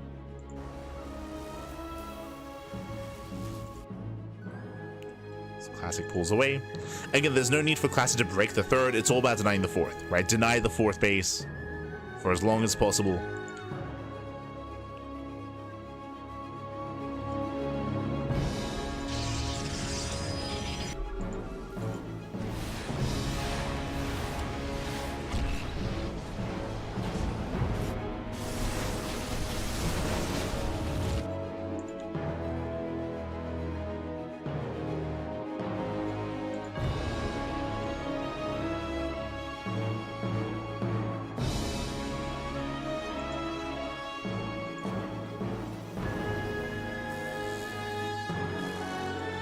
As from here, we do have a big lull. Classic's being a little more passive here, is taking more bases to be sure, but he's going to be able to max out himself. I'm still a little bit concerned about the, now he's getting into Vikings. We have +1 ship weapons on the way. From here, he can take his fourth base. He can start to work towards his fusion core into Liberators. There we go, fourth base is not being taken. And we'll see if Classic throws down a fleet beacon. We'll see if we take into Skytoss, as both armies are maxed out. Now, bearing in mind that Classic does have the base lead, so you can trade inefficiently, can reinforce, and it's going to be on Classic to trade. He has to trade. He cannot just allow Cure to amass up a bank. Storm Drill coming in. Nice EP. Ooh, one storm does land. Just the one. Prism goes down. Prism goes down. More storm. Oh god, he does move into the storms. It does move in. But alas, we're still holding on to a couple of storms. Once again, zoning away. Oof. Storms do punish. And that's going to be 17 dead SCVs. 17 workers go down. That is worth it. Classic, he maintains his Colossus count. Still 4 Colossus. Getting a 5th. 5th Colossus on the way. And this is all that Classic has to do. Just go in, just trade. Take down the middle of the ghost. No! The ghosts are exposed. That was what? 3 ghosts going down. Ay, ay, ay. The ghosts were clumped up. Yeah, some brutal losses for Cure. Take a clump of those ghosts. Is that right? Oh, sorry. I just assumed it was that wrong way. I'm gonna be main-nutting over.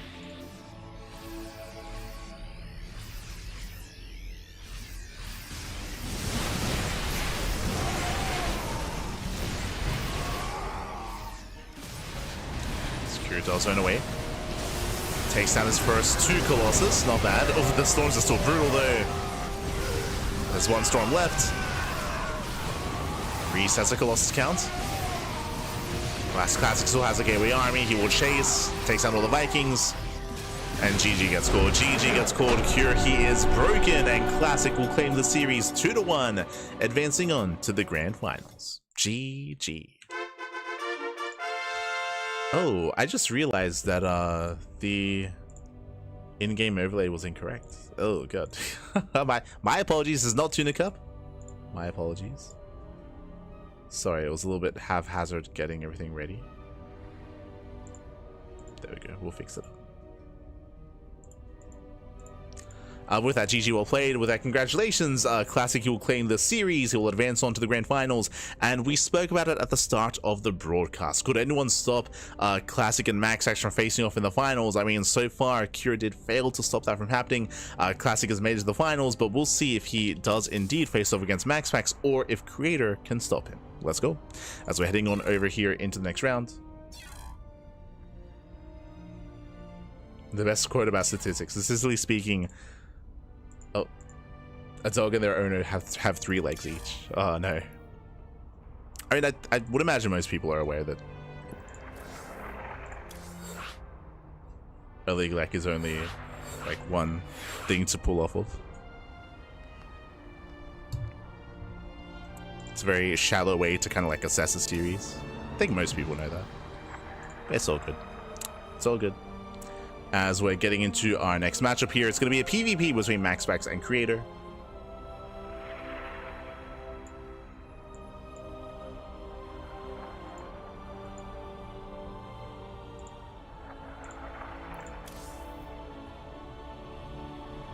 And vetoes are done. Vetoes are done. We're about to confirm who will make it through.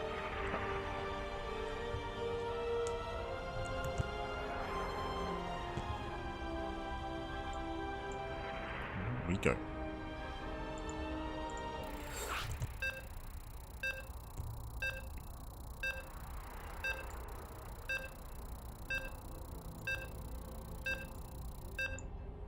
As we are getting into our first series, game 1 is going to be on ley lines.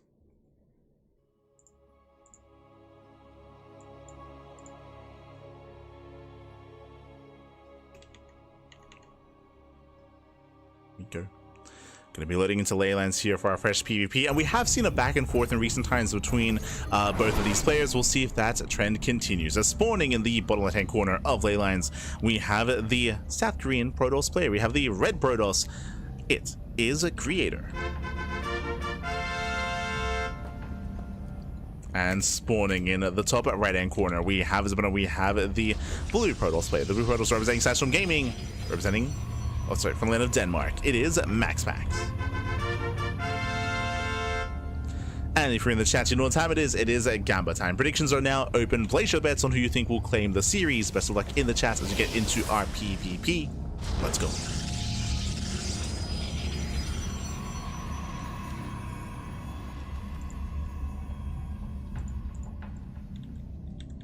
Let's go.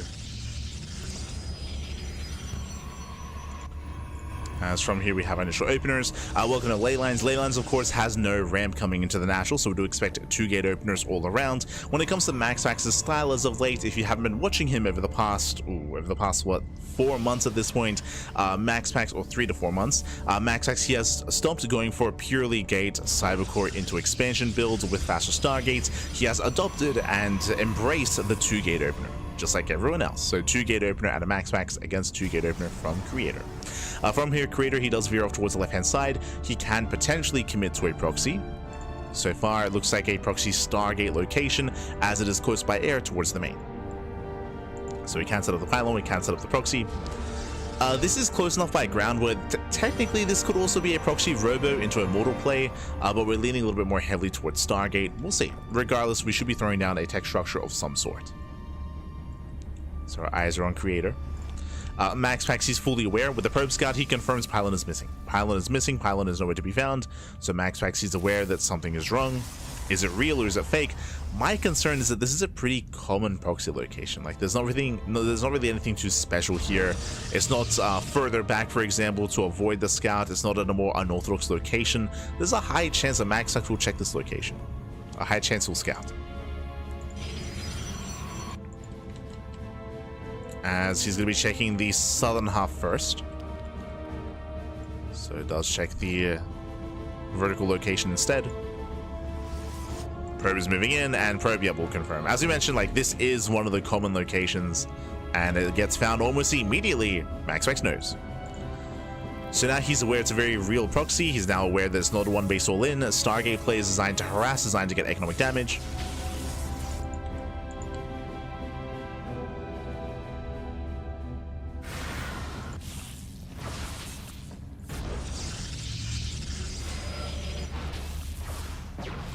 Is going to go down. So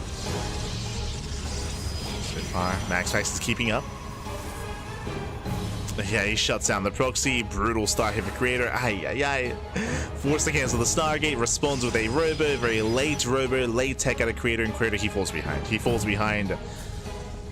We do have our expansions on the way, but MaxPax, he has the advantage of his own Oracle. Checking Creator's vision. Has he seen the main base? He is not. He's not aware of what's going on back in the main. Thankfully, getting a blind shield battery that will help. Getting his shield battery.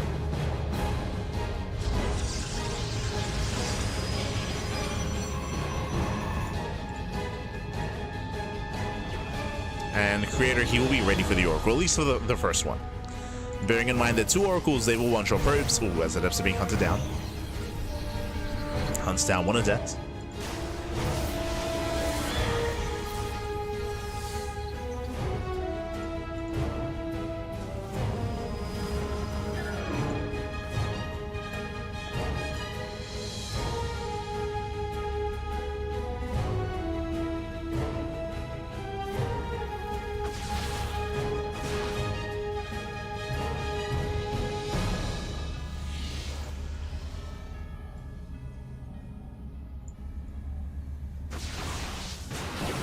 MaxPax stealth spoke in, distracting Creator.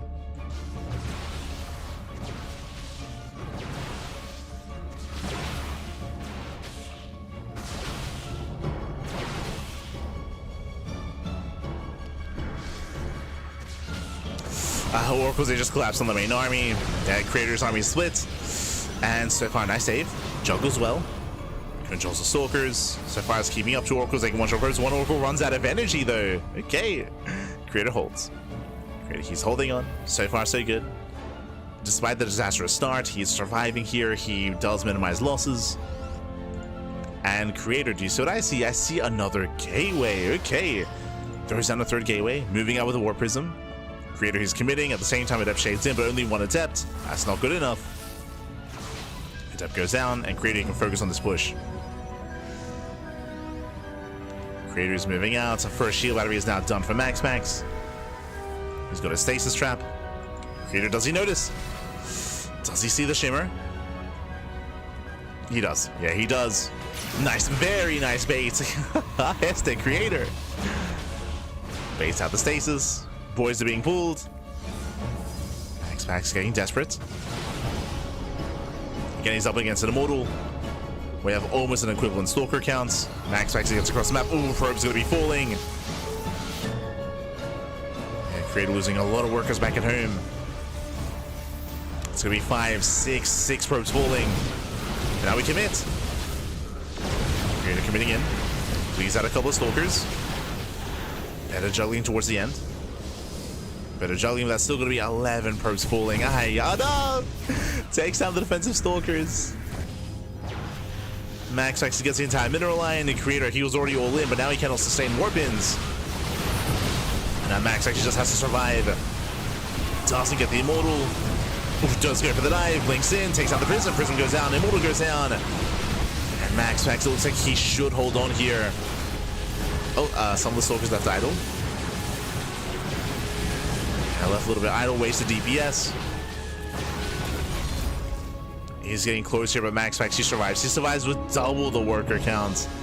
He's got double the probes, double the workers. GG gets called, and MaxPax will take game number 1. Whew. GG. GG, well played. MaxPax does take a lead in the series. Again, a very intense game 1 here. A really unfortunate start for Creator. Winding it back, if you remember, Creator, he went for a very common proxy location. It got scattered almost immediately. He was forced to cancel. Forced to cancel the Stargate. He had to switch into Immortal production. He did actually have a really nice defense, but he was behind. The reality is that the Creator, he was playing from behind. He did turn his build into a 2-base all-in, but unfortunately, we saw that MaxPax was able to get across the map with those 2 Oracles. It was a really bold choice. It was a bold choice to abandon his defense, to move out across the map, and to harass instead. It was worth it in the end. It was worth it. We saw that MaxPax, he killed around 15 to 16 probes. He crippled the economy. He killed the Stalkers, and he ensured that Creator couldn't reinforce his all-in, couldn't warp in, didn't have the money for it. Didn't have the economy. GG. GG, well played. With that, MaxPax does take a lead in the series, and now we're getting into game number 2. Let's go.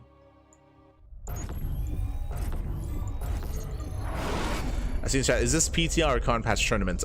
If we ever do play a tournament and cast an event on the PTR, it will be a part of the title, of the stream title. So just as a heads up for future events and future casts, because the title doesn't have the PTR on it, this is not on the PTR, this is on the base game. This is on the current live version of StarCraft. Just as a heads up for future casts. As morning in the top left-hand corner of Pylon, we have the Danish Protoss player. We have the blue Protoss representing Sidestorm Gaming from the land of Denmark, leading the series 1-0. It is MaxPax. And spawning in the bottom right-hand corner, we have the South Korean Protoss player. We have the red Protoss. Down in the series, we'll see if we can bounce back. It is a Creator. Here we go. I believe next week moving forwards, we probably will be hosting our events on the PTR. The reason why it won't be next week though, or this upcoming week, is because we have the monthly finals for Tuna Cup, and it would be kind of weird if the lead up to the monthly finals is all in one version of the game, and then we played the monthly finals itself on the PTR. So it feels a little bit weird. So this upcoming monthly finals will be on the base game, and then after that, then we'll start using the PTR. We'll get there. Again, the one downside of playing games and playing tournaments on the PTR is that in the public test realm, there's only one server. I think it's US Central. I think US Central is the only server. So latency and just it's less than ideal. So if you have like a Korean player versus a Korean player, they have to play on US Central. So it's the only server. Or European versus European, they have to play on US Central. So it's not ideal, but it's fine. We'll be running those events in the near future. Meanwhile, Creator 1 base all in. He does go for a proxy gateway across the map. So 2 gate opener back at home and a proxy 3rd gateway. Very committed play here from Creator. Once again, MaxPax he scouts. MaxPax does confirm that the pylon is missing, and MaxPax is looking for the pylon. Oh, he finds it. MaxPax, he finds it immediately, Papi. Yeah. He finds the proxy. He's aware of the location. He's aware of the gateway, and now he can set up back at home. He can even try to threaten the pylon itself. Oh boy. So the pylon is under fire. Yep, does force a cancel. Oof. Cancellation on the gateway. Pylon is going to be focused down. We do see Creator attempting to save it, but alas, I believe he may save the pylon, but did not save the gateway. So a shaky start for Creator. Creator, he's behind when it comes to the timing of the base. Nexus is slightly later, and also MaxPax has the faster tech as well. Stargate is already finishing up. So MaxPax is ahead tech-wise. As Creator, he has an equivalent base timing, but no tech to speak of because of the proxy gateway. Because of the failed proxy gateway. So Creator, he is currently strictly behind. We'll see if Creator can recover. It's difficult to do so in a mirror matchup, but there are possibilities, there are ways to do so when it comes to Adept Harass, when it comes to move out like this. Try to out-control your opponent. But last is a shield battery. And MaxPax should hold.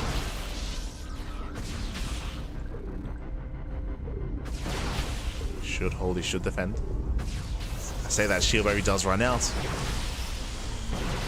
Ooh, does trade 1-to-1. Oh. It does trade. Creator, he barely does take the fight. At the same time, the Oracle's moving in. And the Oracle does move in. Does go for the mineral line. Shield battery is done in time, thankfully, and Creator, he will hold. He'll hold back at home. Backup shield batteries on the way. Creator, he's still warping in. He's still going for the slow warp ins. Okay. Creator still making use of that pylon and punishing MaxPax. And Creator, it looks like he has enough. He has enough. He's got 5 stalkers to 3. The Oracle does race back home. Snipes one of the stalkers. Not bad. Now 3 to 4. More shield barriers on the way. And MaxPax is waiting for his warp in.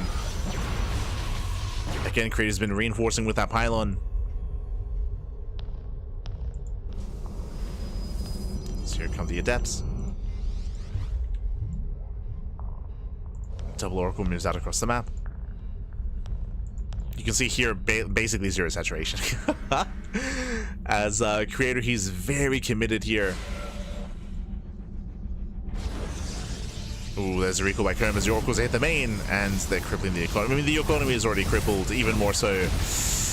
Getting 5 more probe kills. Ay. Not like this. I mean, one Oracle goes down. At least one. But MaxPax, he's up 12 workers. Oof. He's up 12 probes. Behind this, he has the faster Twilight Council. Oh, sorry, Twilight Council's finishing up. Creator went behind Dark Shrine. A Hail Mary play here. Now, the downside of this build, of this follow-up, I should say, of going for DTs, is that MaxPax does have detection in the Oracle, right? He has Revelations. Revelations are available.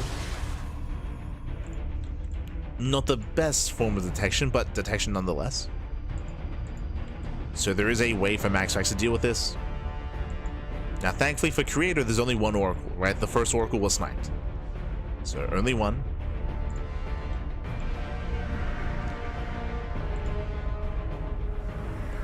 MaxPax is moving in.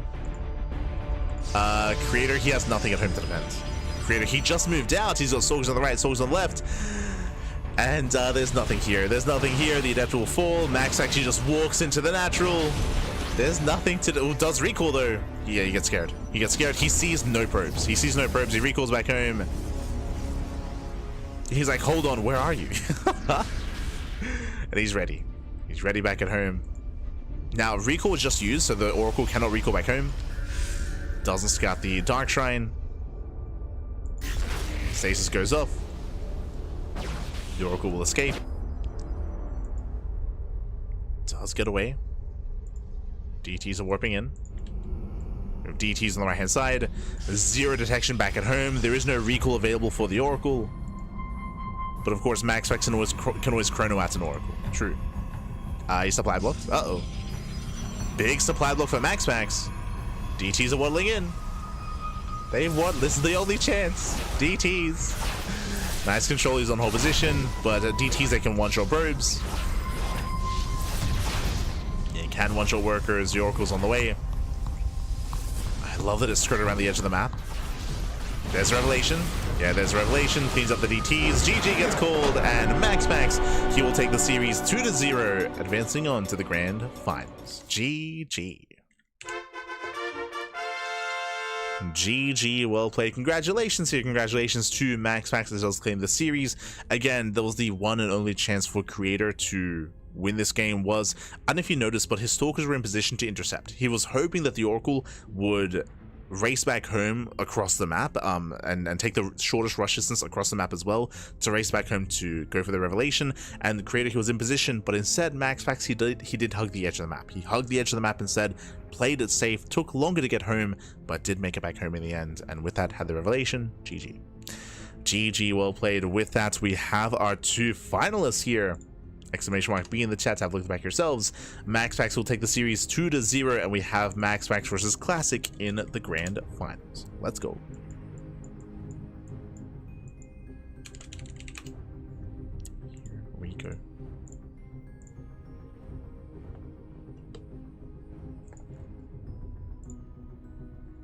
As the vetoes are going to be underway, and the finals will soon be upon us.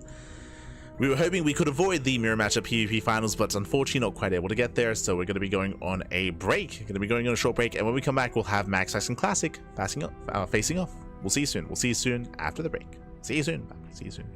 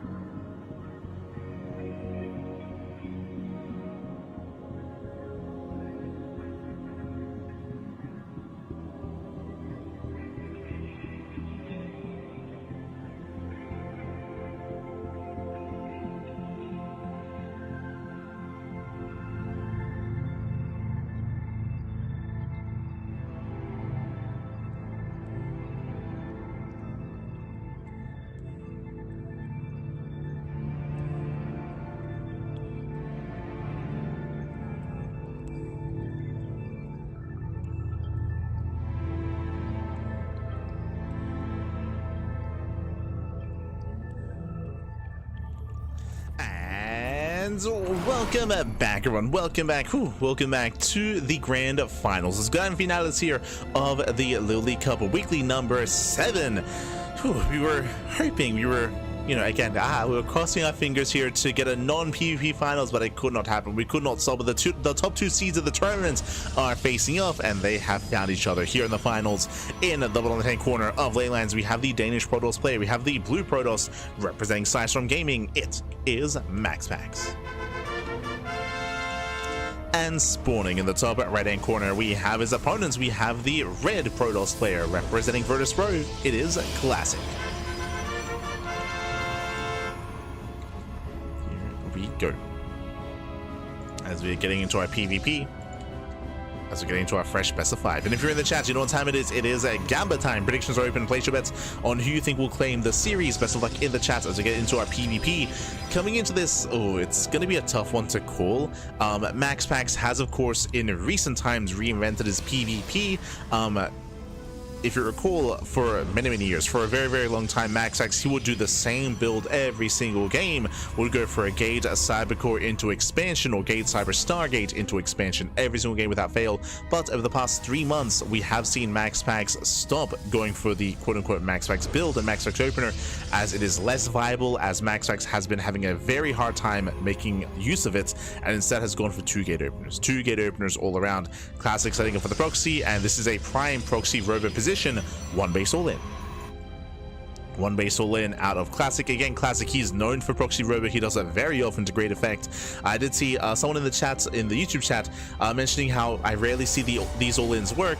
Players like Hero, Classic, and MaxPax do often all-in against each other, and Classic, again, he's renowned for proxy robo. And with that, a Cybercore is done. Show us that robo. Task complete. Stalkers are on the way. We're waiting for our tech of choice.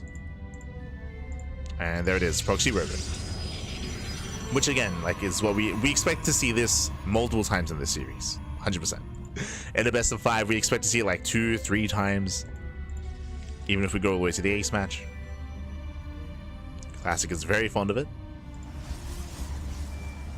Meanwhile, Stargate open out of MaxPax, so 2 gate opener into a Stargate before expanding.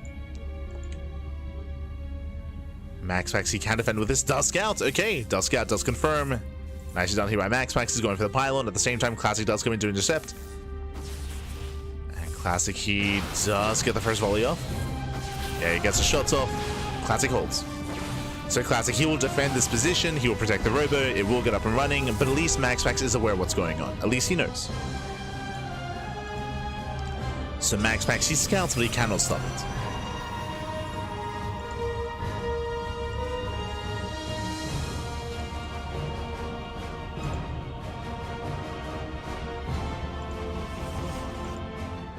Stalkers are rallying across the map.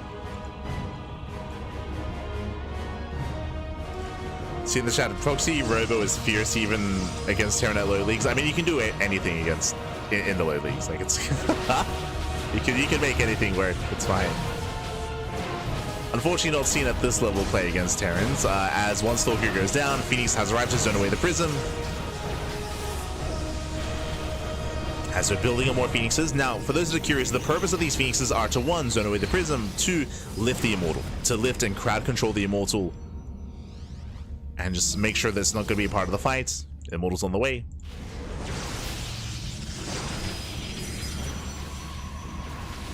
As the first pylon does go down. Again, Classic has to be so careful with that War Prism. Cannot lose it. Oh! Speaking of, does lift the Sentry. Sentry is saved.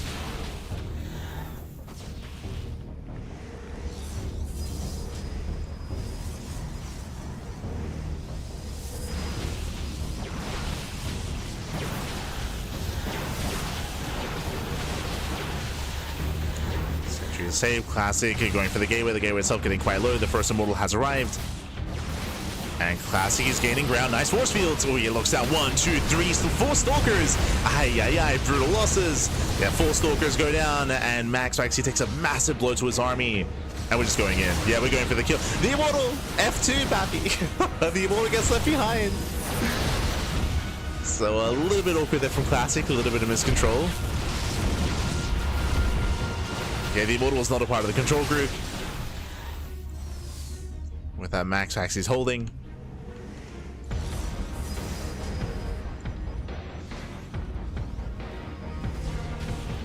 MaxPax he's holding on.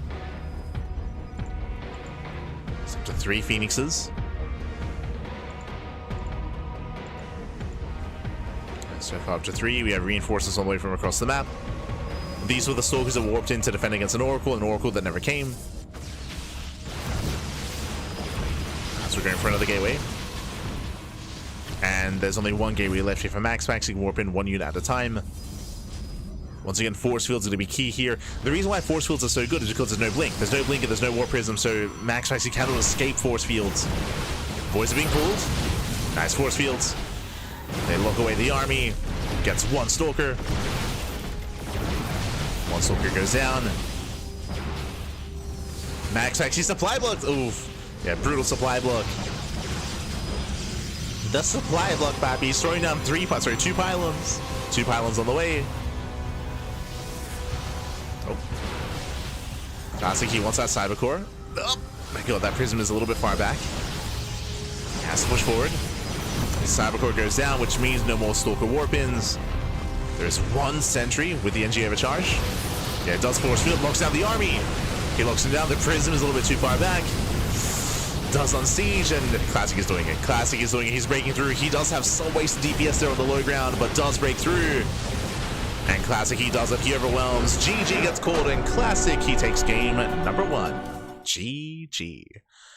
Whew, GG, well played. Again, the game-winning move for Classic, if you remember, was when he locked down 4 Stalkers. He was able to force field and catch out 4 Stalkers from MaxPax. They went down for free. It was a brutal moment, a brutal trade, and MaxPax, he plummeted in supply in that moment. We saw that right after that, Classic overextended. True, he did overextend, but he still maintained his momentum, and from there snowballed out of control. GG. GG, well played. With that, Classic takes the lead in the series, and we'll see if MaxPax can recover. We'll see if he can bounce back. Here we go.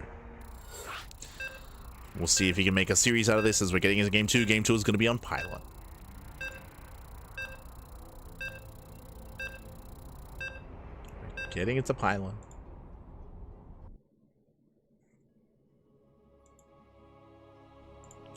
And again, we expect to see Proxy Robo multiple times in this series. we do expect it. Maybe not immediately after, but our eyes are definitely going to be on Classic for more of that. As we're now getting into game number 2. And spawning in the bottom right hand corner of Pylon, we have the Danish Brothels player down in the series. We'll see if he can bounce back. We'll see if he can make a series out of this. Representing Slashdom Gaming, it is MaxPax. And spawning in the top left hand corner, we have the South Korean Protoss player leading the series 1-0, representing Virtus Pro. It is a Classic. Here we go.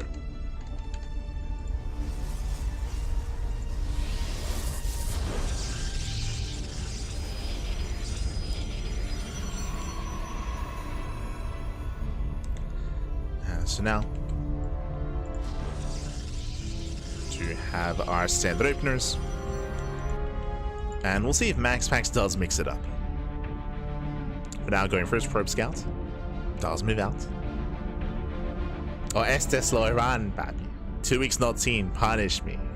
You're an animal. 2 weeks without StarCraft? I couldn't believe. I could. Oh, no. Cannot imagine such a world. But now, 2-gate opener versus 2-gate opener. The probe does fan out across the map, so we're going for a proxy pylon. Now, the question becomes, are we going for another proxy 1-base all-in with a proxy robo, or is it a fake out? Based on its positioning here, this is either going to be a fake pylon or a proxy Stargate. But I do like the idea of Classic mixing things up and playing mind games with his opponent. Now, the reason why I say Stargate is because the rush distance by air from this position is shorter than that from the main base. So the rush distance by air is short. I should say shorter. Obviously, the ideal position would be here, right outside the main, but we spoke about it during the Creator series, where Creator, if you remember, he proxied basically in this position on a different map, but it's so obvious. It's so obvious, it's so easy to confirm, so easy to scout. At this level of play, it's not worth it. It's not worth proxying here. Ideally, you want to throw it back. You want to throw it down further back, here, behind the shrubbery, or top right. Proxy Robo. Okay, not a Stargate. One base all in. One base all in. Now, there's some pros and cons to this. The pro won't be scattered, right? This is so far off to the wayside, it will not be scattered, will not be confirmed by MaxPax. The downside, of course, as a pro. Oh, he sees the probe. He sees.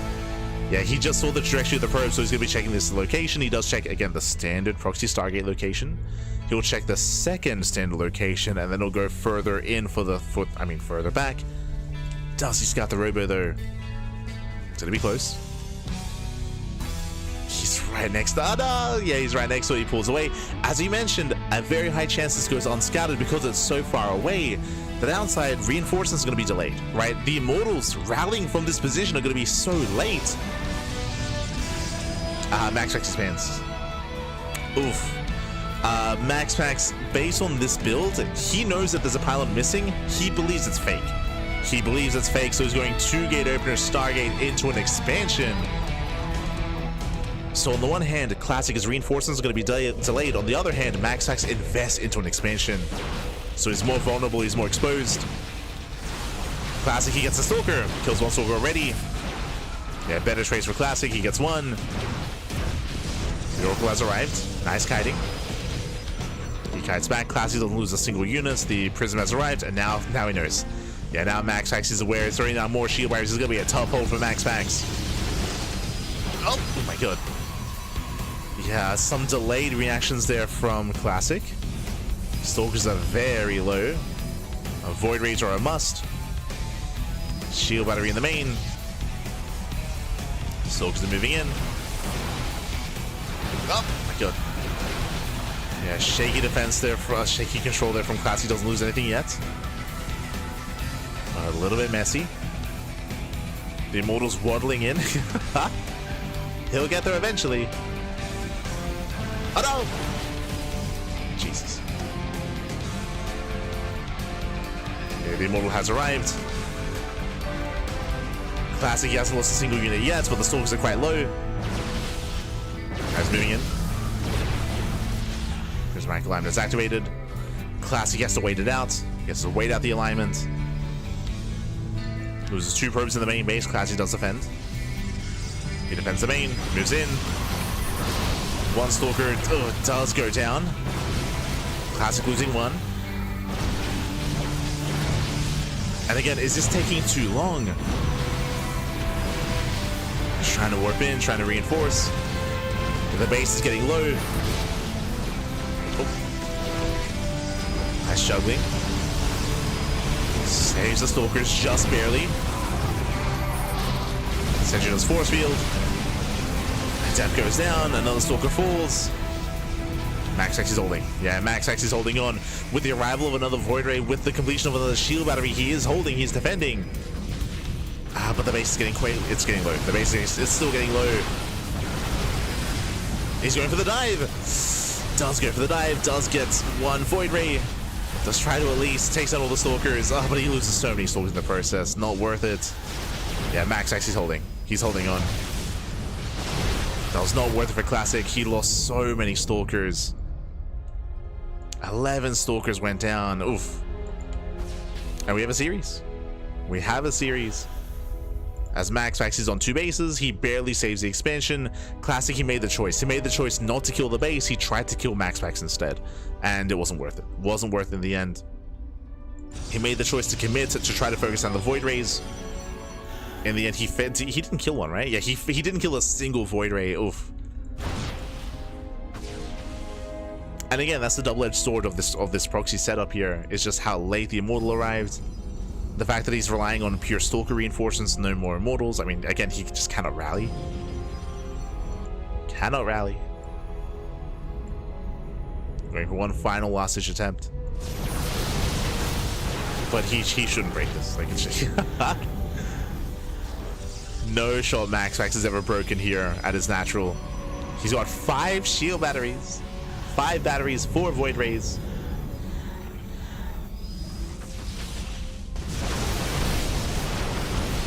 Finally gets one.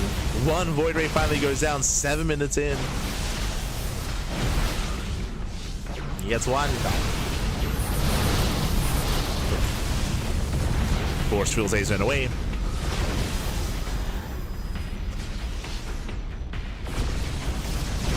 I mean, Classic still has a threatening army, true. Shield barriers are running out of energy. Oh god. Prismatic Alignment gets activated, takes down the Immortal, and that should be game. The Immortal goes down. There's no backbone to this. GG gets called, and MaxPax ties up the series 1-1. We have a back and forth. GG. GG, well played. We have a back and forth.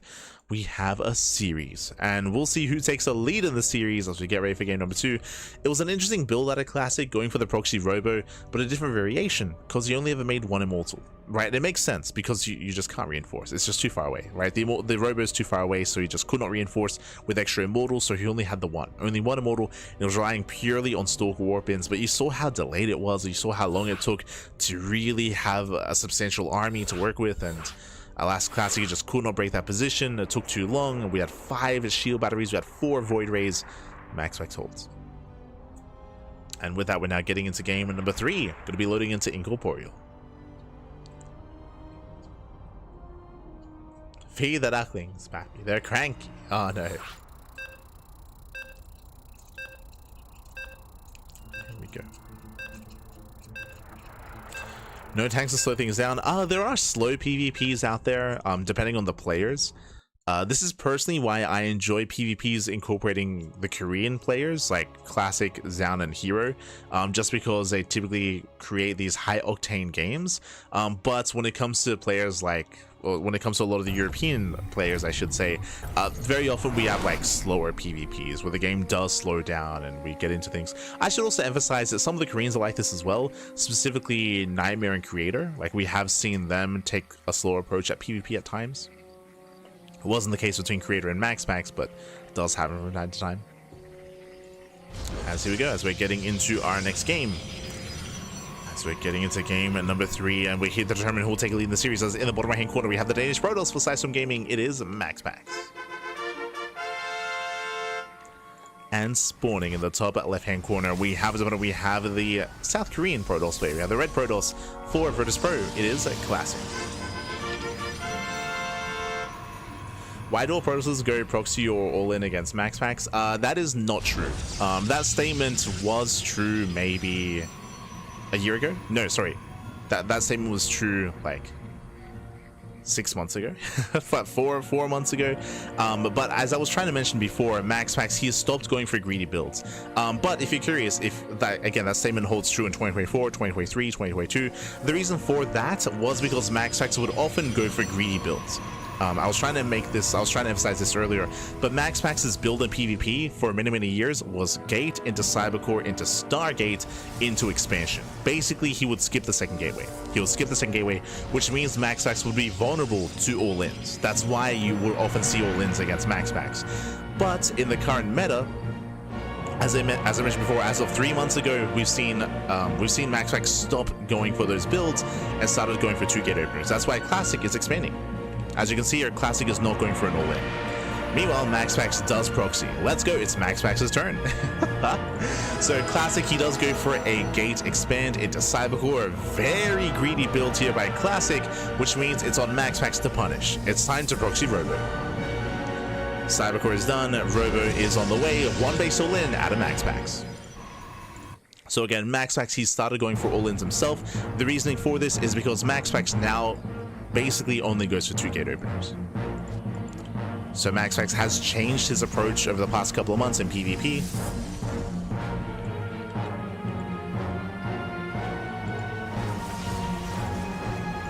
And Classic, he's looking for the proxy. He scouted the left-hand side, he checked the right-hand side as well, but he does fail to scout the Robo. Classic is in the dark, and does he blindly? He needs a Robo himself. He needs a defensive Robo. We'll see if he gets one. Again, Classic should know that Nolan is coming. He hasn't confirmed it, but there's a high chance. Because of his build, here come the Immortals.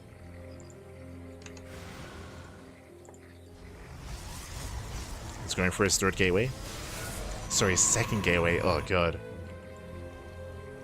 This is going to be a tough hold.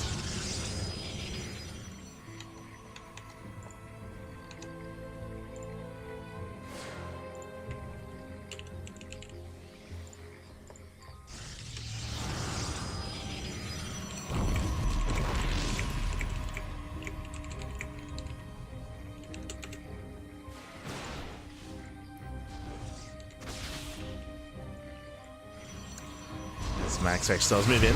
Yeah, it does move in, does commit, catching out the sentry. Oh, does go for the force field, locks down the Immortal. Immortal gets locked down, and Classic, can he get the Immortal? Up, it's close, can he get it? Very nice force field, takes down the Immortal. Insane catch out of Classic, oh my god. Takes down the Immortal, takes down the Stalker, will cost him 5 probes. That was worth it. That was well worth it. MaxPax caught with his pants down. The pants were down, but he got too excited. MaxPax, he got too excited. Immortals are on the way. Second Immortal. Remember, MaxPax is all in. He does not have an expansion. You can't afford to lose an Immortal like that. So already momentum taken away from MaxPax. And Classic is getting his own defensive rib. And remember, the longer this game goes on, the better it is for Classic.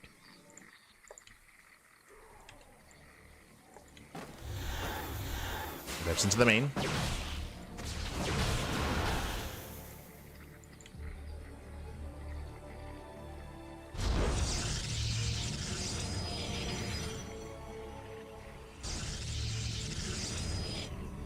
MaxPax zoned away.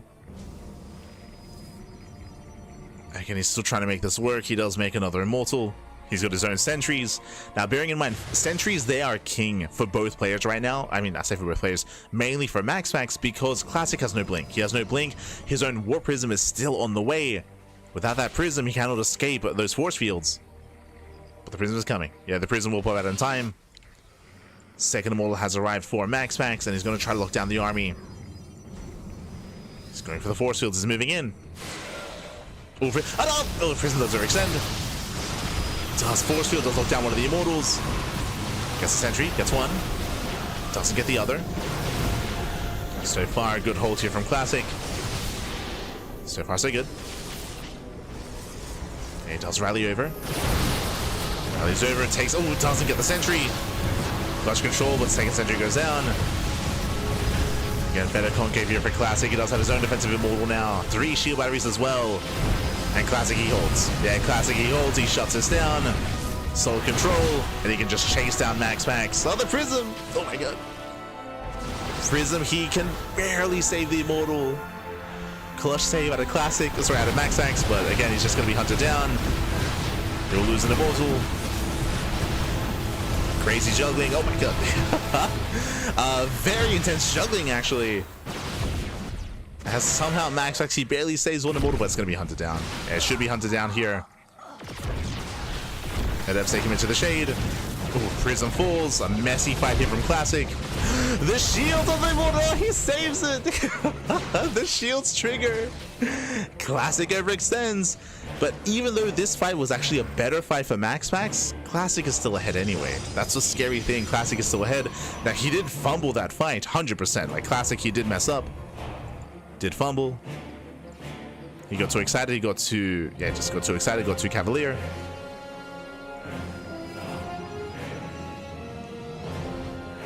But Classic still has that lead.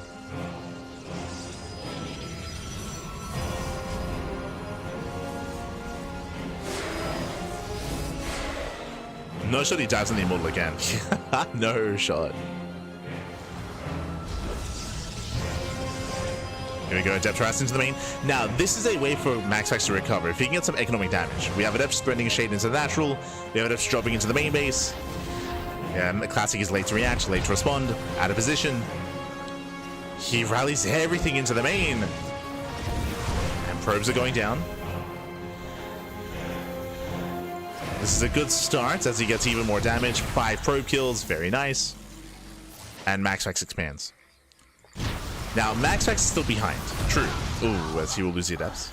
MaxPax is still behind, but he's trying to recover. Again, if he can kill 10 more probes, not easy, but if he can kill 10 more workers, he can slowly catch back up. It's still a very low chance for MaxPax to recover, but, I mean, he is one of the best Protoss players in the world. So there is a chance. If anyone can do it, MaxPax is one that can.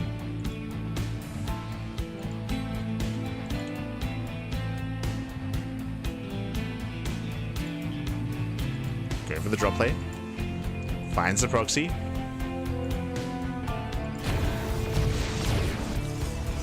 MaxPax dropping into the main.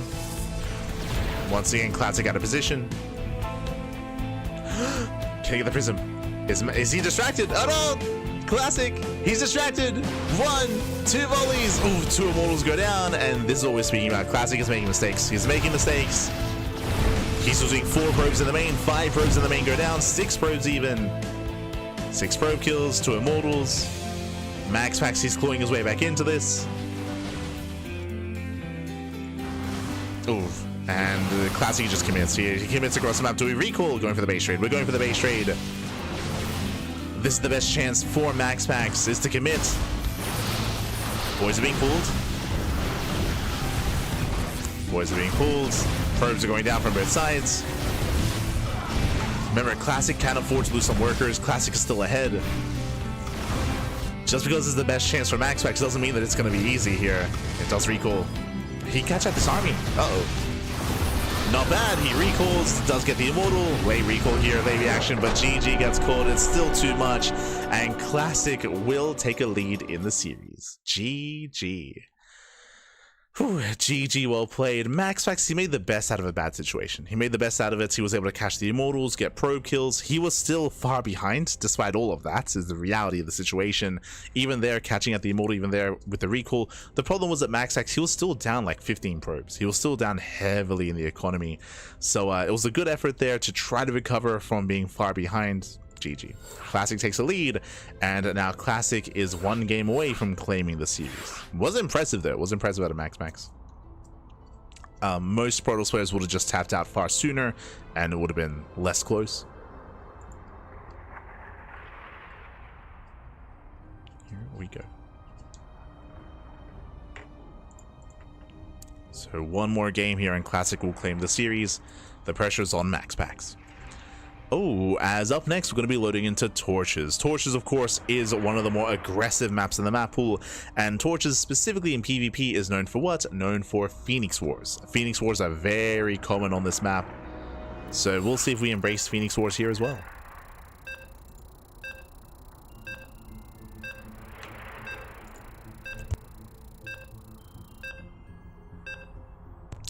Now, Classic and a lot of the Korean Protosses, they're not really willing to go into Phoenix Wars too often. We'll get into it. Once we confirm, there are some builds that Classic is very fond of to transition out of a Phoenix War, but we'll get there. But now we're settling in, and then we'll explain ourselves. As spawning in the bottom right-hand corner of Torches, we have the Danish Protoss player, we have the blue Protoss, representing Sidestorm Gaming, down in the series. We'll see if he can bounce back. It is MaxPax. And spawning in the top right-hand corner, we have his opponent. We have the red Protoss player, the red Protoss, the South Korean Protoss for Virtus Pro. It is Classic. Here we go. And as you can see here, one of the reasons why we spoke so heavily about Phoenix Wars on this map is because of this. There are very few maps in the map pool that have this feature, a ramp coming into the natural. You see this on Torches, you see this on Ultralove as well. So Torches, Ultralove, and there's another that's slipping my mind. I want to say there's a third map, but these maps have a ramp coming into natural, which means it is viable, it is standard, it is meta to go for this, a low ground setup, gate into Cybercore, into Stargate, into expansion. Now the reason why I say Stargate before Nexus, and that's what we should be seeing, but we'll see if that's the case, is because both players should be probe scouting, and if we probe scout, the probes should be in position to block the expansion. Speaking of, that's why MaxPax is here. But Classic doesn't send out a probe. So because Classic doesn't send out a worker, oh, 2-gate opener. Oh, hello. With a 2-gate opener, Classic, he can go for a 1 base all in. And he's baiting MaxPax into an expansion. Okay, there's a lot going on here. There's a lot going on. Okay, so a couple things. First things first, because Classic didn't probe scout, he baits MaxPax to get a fast Nexus. So greedy build out of MaxPax. Classic didn't scout, but he knows that there's a very high chance that MaxPax took the opportunity to get a faster Nexus. Meanwhile, as you pointed out, 2-gate opener. This is not standard. 2-gate opener at a Classic. Now MaxPax, I believe, did scout. Yeah, he is aware of the 2 gateways. This is the setup for a 1 base all in. There's a proxy, there's the robo, 1 base all in. Now, there's a bit of a give and take here. On the one hand, Classic, he has momentum, right? He has the 1 base all incoming, proxy robo, what we expect. MaxPax did go for a greedy build, but there's a reason why these greedy builds are common is because of the high ground advantage, right? Is because of that ramp. Choke point plus high ground, which means you get your extra volleys off as well. It is difficult to all in on torches. Not impossible, but it's difficult. So this is maybe the best chance that Classic has at all-inning on this map on torches because of the greedy build, but even then it's not going to be easy. And MaxPax, of course, he scouts. He knows. Like, he knows what's coming his way. MaxPax is aware.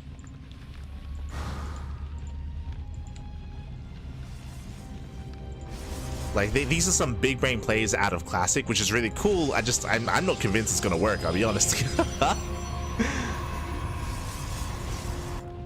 Going for a Prism first. Then into Immortals. Head up to Shade in. Doesn't quite make it through. Classic is moving out.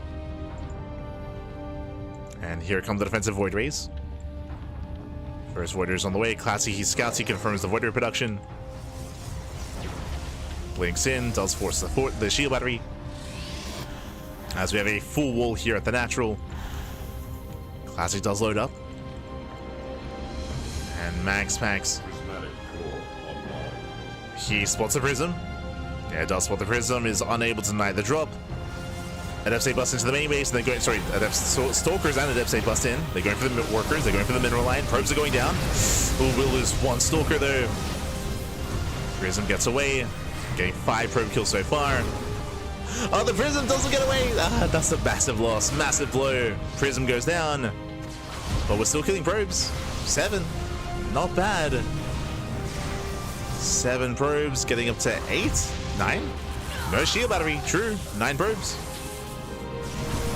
10? Ah, not quite.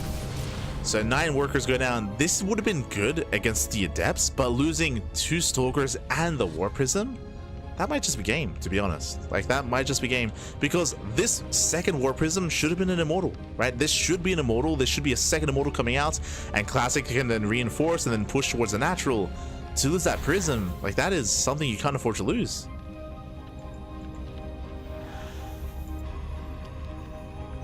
Remember, the longer this goes on, the better it is for MaxPax. Yes, Classic, he killed 9 probes, but MaxPax still has a worker lead. He's still ahead.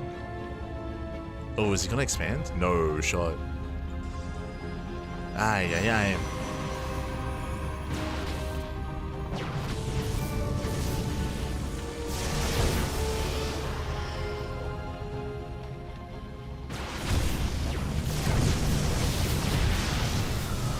Yeah, I mean, there's 3 shield batteries. There's 3 shield batteries and a cannon and the high ground and void rays.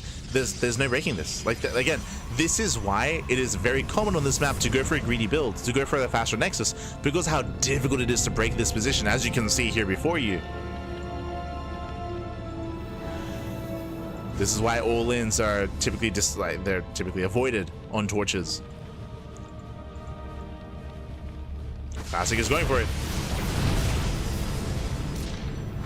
Again, I'll say they never work, but it's harder to make work.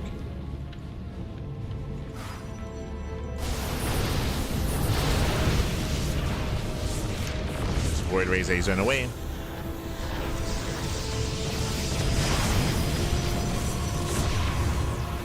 Zone away, they kill one of the Stalkers. We have another Void Ray in production.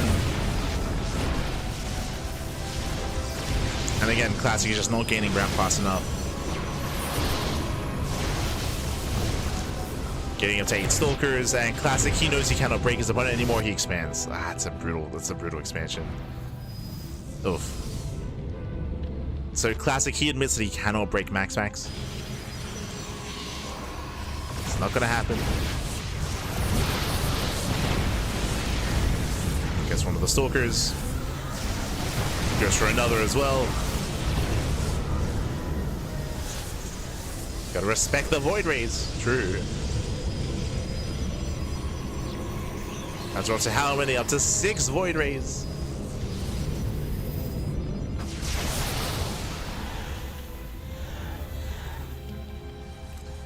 And again, Classic is trying to build back up and recover out of this. I mean, we saw MaxPax try this as well last game, right? It's just so difficult to do. You have to do economic damage, you have to find something in the main or in the natural, but it's just not happening. MaxPax is secure.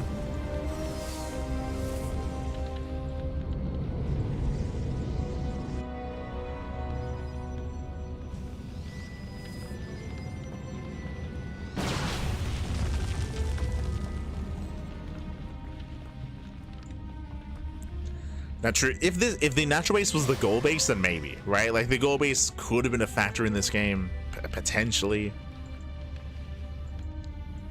Hallucination confirms. Classic, he was trying to deny the hallucination, he fails to do so. He can try to juggle into the main, but there is one safety shield battery. It takes so long to unload everything. If that's the plan.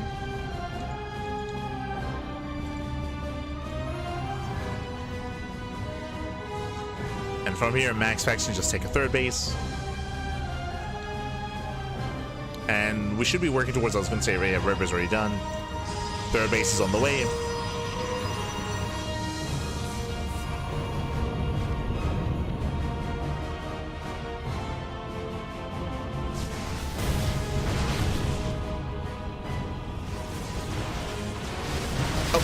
Going for the dive. Yeah, there's Prismatic alive and Stalker's there. Oh no, the Stalker's there. But GG gets called and MaxPax will take the game. And we're going to the ace match. GG. GG, well played. We are going to that ace match. And again, classic, like, losing that first Warp Prism was brutal. That was game, to be honest. That was game then and then. When he lost the first Warp Prism, you cannot afford to lose such a high target unit, such a high valuable unit, when you're one base all-inning like that. So when the prism went down, that was basically game. It meant that he had to rebuild his prism. That meant that he had no second immortal, and every unit counts when going for an all-in like that. With that classic, he ran out of steam, he ran out of momentum, and MaxPax took it from there. GG. GG, well played. Why did he focus the prism? He did. I mean, that's how he won the game. That's how he won the game. If you're referring to the second fight, you don't want to chase the prism just because it does exposure void rays. You want to be within range of the shield battery.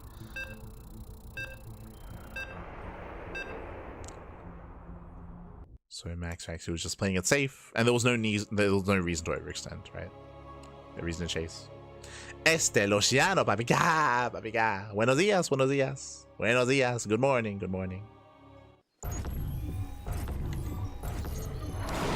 As we have found ourselves in the ace match.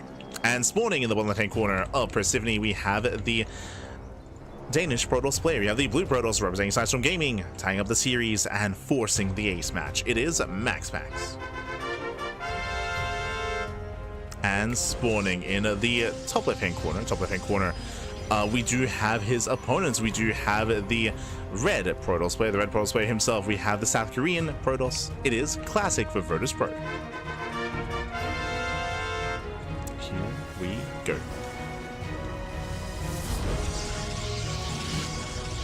As from here, we are going to be settling in. We're settling into our game.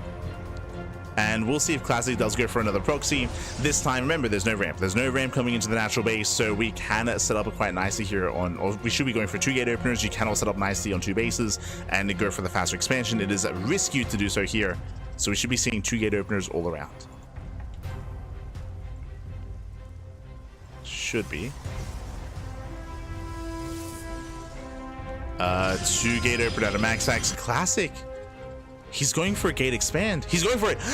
Oh, he's going for the Nexus. Does get blocked though. Yeah, it does get blocked. Pylon gets thrown down. Gas gets thrown down. Ay. Classic trying to be cheeky. He gets punished for it. Oh no. Not like this. There's the pylon block.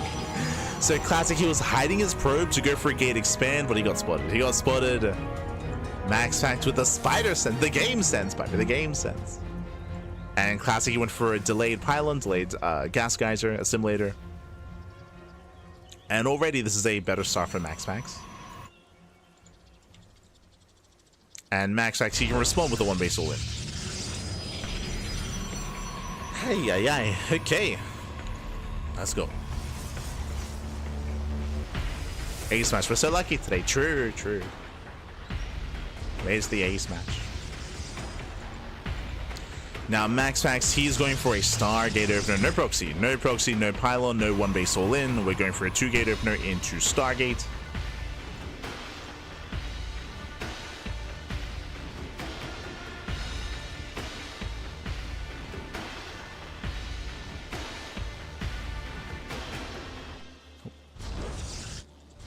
And we might end up in Phoenix Wars, actually. Okay.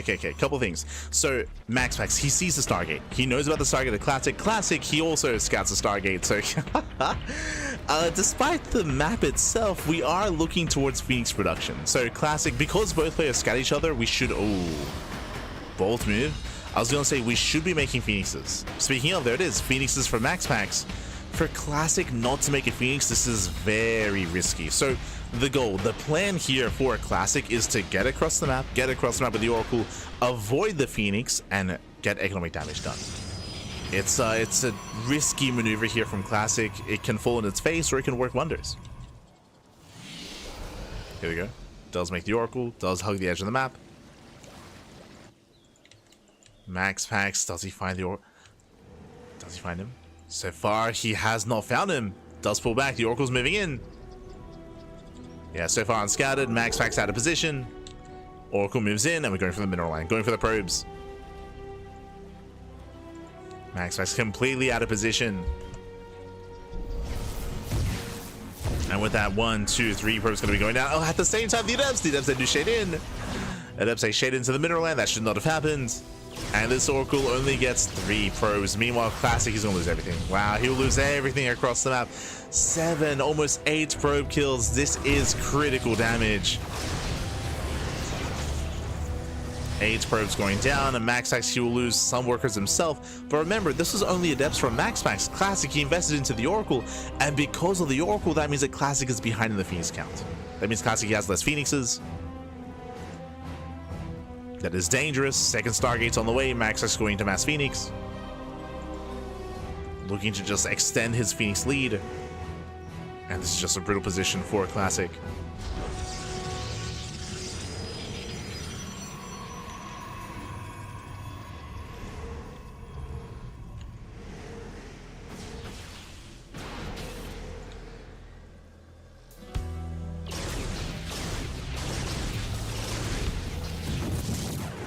Oh, miscontrol from Max. Okay. Max actually has some miscontrol. That was 4 versus 4, by the way. That should not have happened. that should not have happened. MaxPax caught out. Classic, with that little pickoff, he does tie things up. He ties up the Phoenix count. We have Stalkers to reinforce as well. Classic, he can pull this off. He can pull this off. He has more DPS. Shield batteries on the way. Oh, never mind. Classic, he could have gone in, but he will back off and expand. So Classic going for the third base. Oh, never mind. Has Classic just rallied? Okay. Has Classic just pulling back? Yep, is expanding. Now going for a second Stargate. He does have his pylon block here as well. Now remember, the reason why pylon blocks are brutal in Phoenix versus Phoenix is because Phoenixes, they don't destroy buildings. Like, you cannot lift the pylon. So MaxPax cannot expand. He just straight up cannot expand here. Like, what's he gonna do? Pull the boys to kill the pylon? Aye. So with that, Max is gonna be forced to expand here on the right hand side. And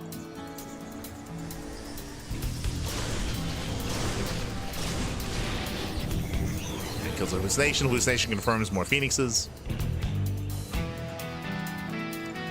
And MaxPax forced to warp in a Stalker and a Sentry. Aye. Again, just if he wants to expand.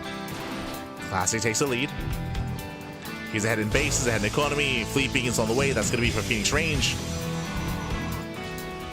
And again, MaxPax had the better start. He straight up had the better start until he lost that Phoenix. The pants were down. There's the expansion. Late third base out of MaxPax.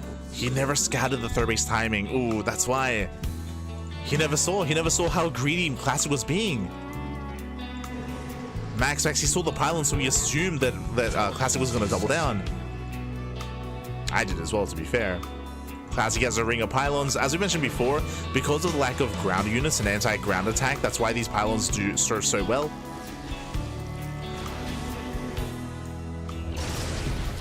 Base was just seen. Yeah, MaxPax, he knows. Now he knows how far behind he is.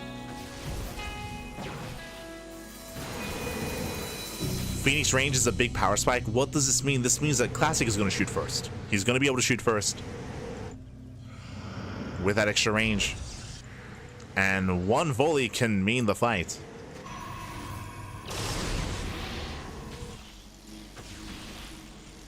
One volley can be everything.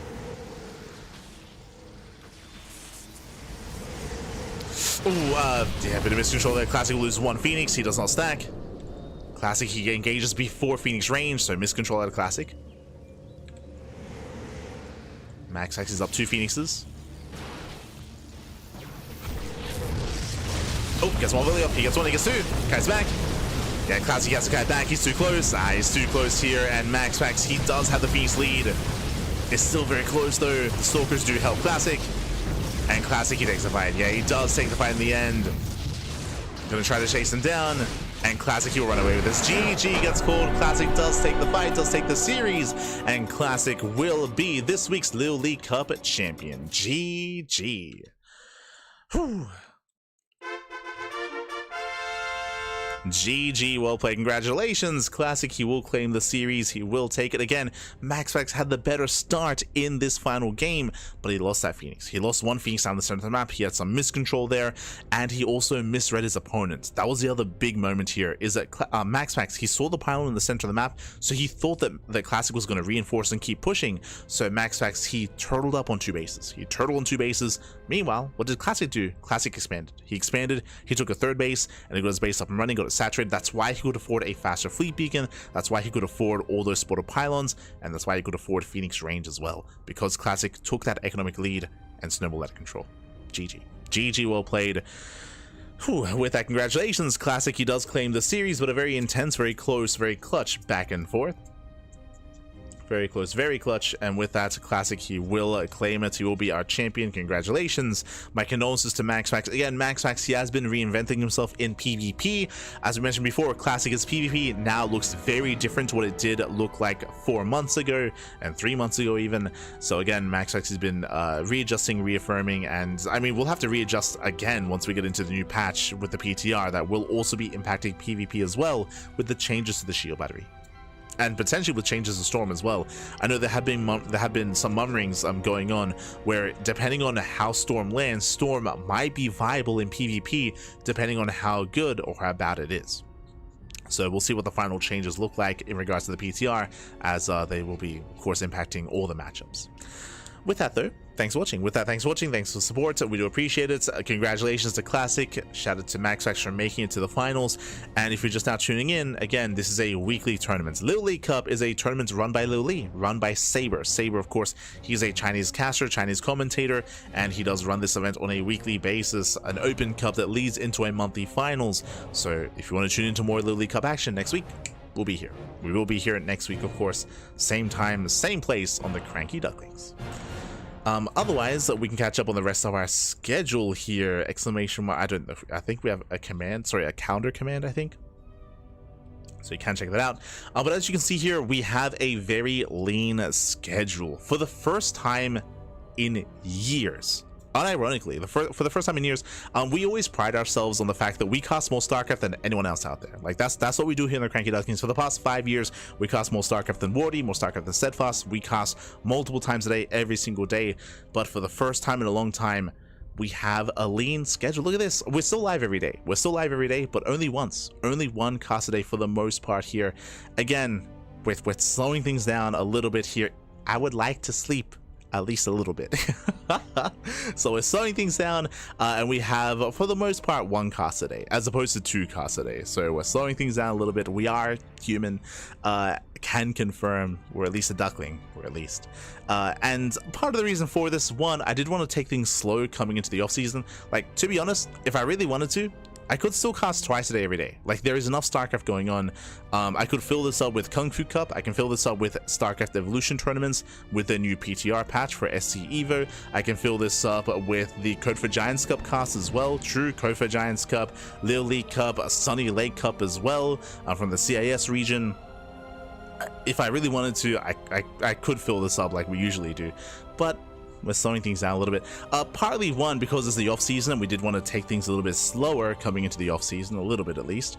But also because I now have some pet bunnies. I have some pet bunnies, and now I'm you know, looking after them, taking care of them, spending some time with them.